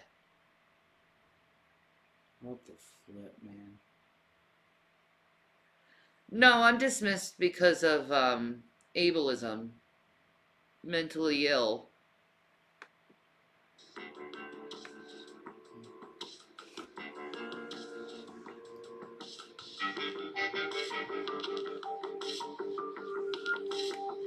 So I got A 2019 study found that participants more readily recognized and acknowledged pain on white faces than black faces. Oh my god. Really? No. That needs to change, man. Mm-hmm. I'm so sorry. Maybe the quiet. When I had my miscarriage, my mill told me to suck it up. Was so painful. Yeah. No. Suck it up. Yeah, you can't suck that pain up. My God, people just don't want to comfort others anymore. It's horrifying. Yeah. I'm so sorry. So sorry for all of you guys being not treated right. Yeah. Set up with the new doctor, and this was my 5th doctor, but she was just my primary. I asked her, will you refer me to a surgeon? And she did. I was having pain in my head that was just... Later, Nick. Oh my gosh, it was so painful. There were knots in my head. I had my mom feel it. I'm like, do you feel this? And they're like, yeah. I tell that same doctor, I'm like, I have these knots and I can't turn my head to the side. Like, it's that painful. And she's like, oh, those are just stress knots. I asked my midwife to explain to me all of my options. Oh, those are just stress knots. Oh, okay. Can you, like, examine her a little bit? Give her an x-ray? Poke around a little bit. Holy fuck. That's so dismissive. Well, she's like, ow, that hurts, that hurts. Like, that's not normal. Something's not right. Ugh. It's lack of care. I wanted to know how much longer we would be going through the current process and what future interventions would look like. Ultimately, because my heart rate was healthy, because the baby's heart rate was doing fine, my midwife told me that we would continue the way that we had been going until I delivered. And I didn't feel that I could do it for another day. I couldn't do it for another 6 hours or 8 hours or 24 or 48 hours. And so I made the choice to have a cesarean section. A I'm black sorry. nurse and a black anesthesiologist pulled me to the side and asked me if I was sure if I wanted to have a cesarean. I felt it was the best thing that I could do for myself in that moment to ensure that I had a healthy baby and that my baby wasn't put at risk because I wasn't getting proper care. Minority patients are less likely to receive appropriate cardiac care, necessary kidney dialysis or transplant, or the best treatment for AIDS, strokes, or cancer than their white counterparts. Something has to change in society.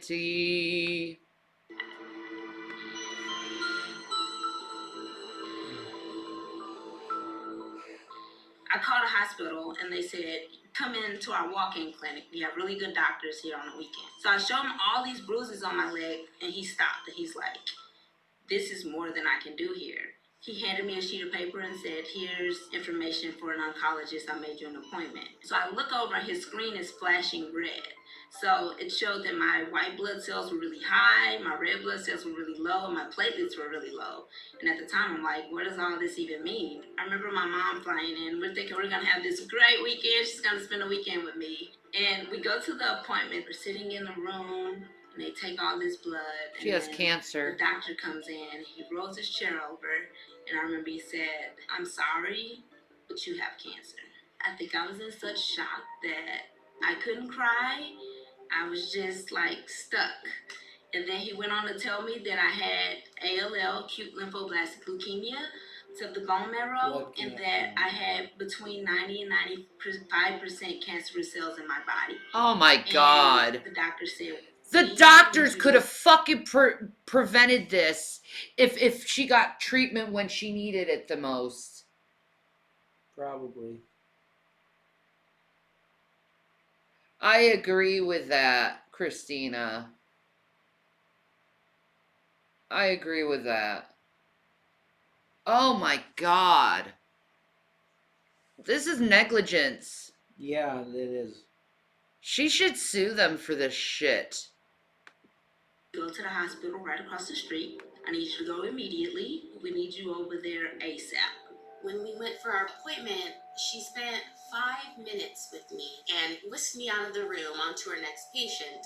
On that second visit, my pre-op visit, the doctor didn't want to come to the office and called me on speakerphone. She had the worst attitude when I told her that I wasn't going to be doing the surgery unless she came to the appointment. She finally shows up 2 hours after our pre-scheduled appointment with an Wow, attitude she does when not she walks fucking in the care room. about She this asked woman. me how my babies were doing.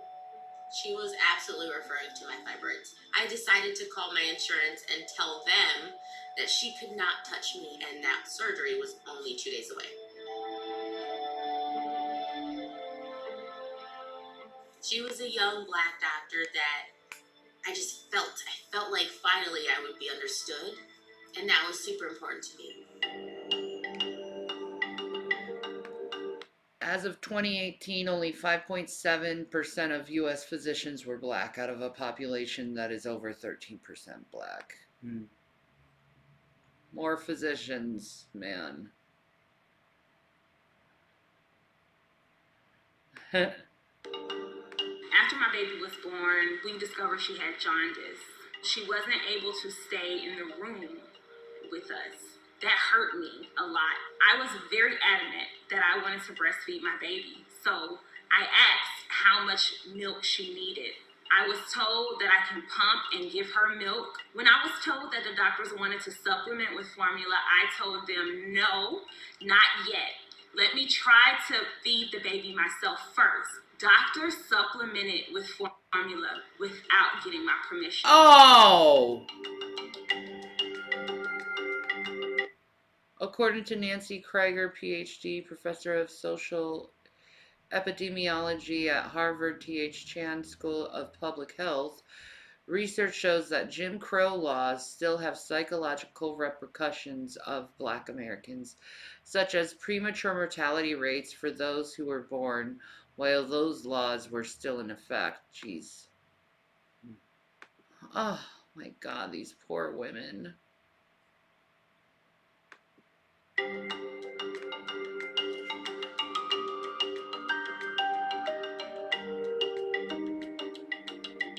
I walked into the hospital on Thursday. On Sunday, the cancer was moving so fast that I didn't walk out. I had a wheelchair. Finally, when everything settled a little bit, nothing really settled, but when I got the chance to think, I was so upset. It's hurtful that they don't believe you. The cancer that I had moved so fast. If I didn't find the one guy who finally listened to me, to think where I would have been today is hurtful, and it's painful still to talk about.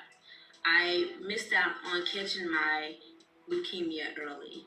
In June of 2017, I received a bone marrow transplant from a wonderful man that lives in Germany. Now I have a new blood type. That's pretty cool. I was O positive, now I'm A positive. There was some struggles after the transplant, but That's awesome. I am happy to say that now, here in 2020, I'm doing really well. In remission, feeling Good. great. Before I left the hospital, I was told that I needed to communicate if I got a fever or had. Christina Blackfeather says, I've seen Black patients get dismissed with major problems. 2 I know of died from it. Wow. That's just wrong. There's a lot of racism in Minnesota, though. Straightforward, there is. I know it is. Excessive headache because it could be a sign of an infection. When I was in recovery, I started to have headaches, fever, sweats. I reached out to my midwife and was told to take a COVID test. I took a COVID test and was told that I needed to quarantine myself away from my family until I got my results. For 2 days, I stayed in the house away from my wife and baby and was not able to see or touch them. My fever continued to rise. My headache continued. I was feeling a lot of stomach Did pain. they forget to contact her? Oh my God.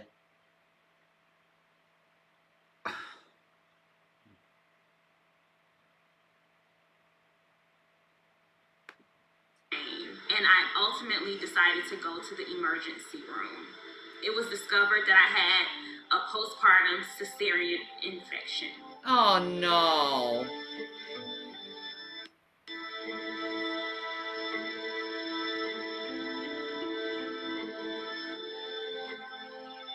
So I was super excited to finally find the surgeon that I wanted. And when I walked in her office, she said, "Hi, what can I help you with today?" I told her, I would love to get my fibroids removed. And she said, I see they're large. I have to do a vertical incision. Normally, the doctors do horizontal incisions, but my fibroids, just the four themselves, were too large at that point. It was so freeing to finally have a doctor who didn't look at me like a statistic. She could have had a normal I am a fucking. human. I had the resident that was with her come in and tell me, hey, expect to lose 2 to 3 pounds. They're not that big. And I said, okay. Then I woke up and she removed 33 fibroids. I actually lost over 15 pounds of tumor. And that scar is 6 inches going up my abdomen at the top of my belly button. Now I have to have C-sections if I want to have kids. Any other doctor. Oh my God. They could have fucking prevented this. Definitely. I am so sorry about that, honey. Horrible. Nah, something has to change. Something has to fucking change. Before the surgeon that removed them, I felt would have just honestly taken my entire uterus out. She made me a promise that she would do the best she could. So I'm grateful.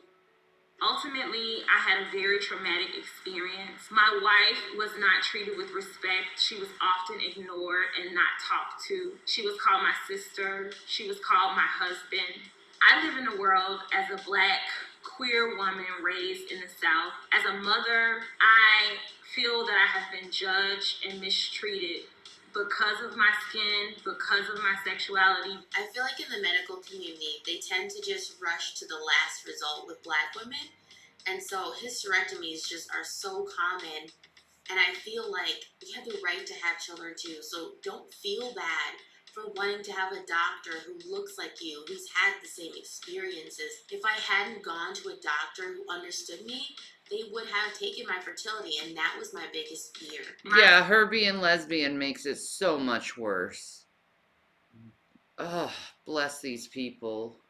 My birth story included lots of microaggressions. Racism isn't always blatant. I'm doing all that I can to use my voice to speak up against the discrimination. Make sure you advocate for yourself all the time, and take care of your bodies and take care of yourself. I really think that's important. That was educational. Yeah. That's actually very good. Doc on that. And that's what I'm talking about. And these problems, these social problems, could be avoided if we just treated people equally. You know?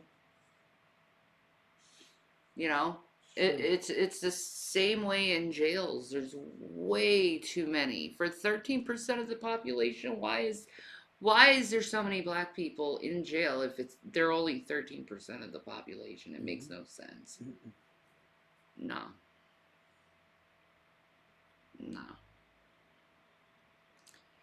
Anyway, peace and Maranatha, guys. I'll be on later. I need to get some rest. I'm not feeling too good right now.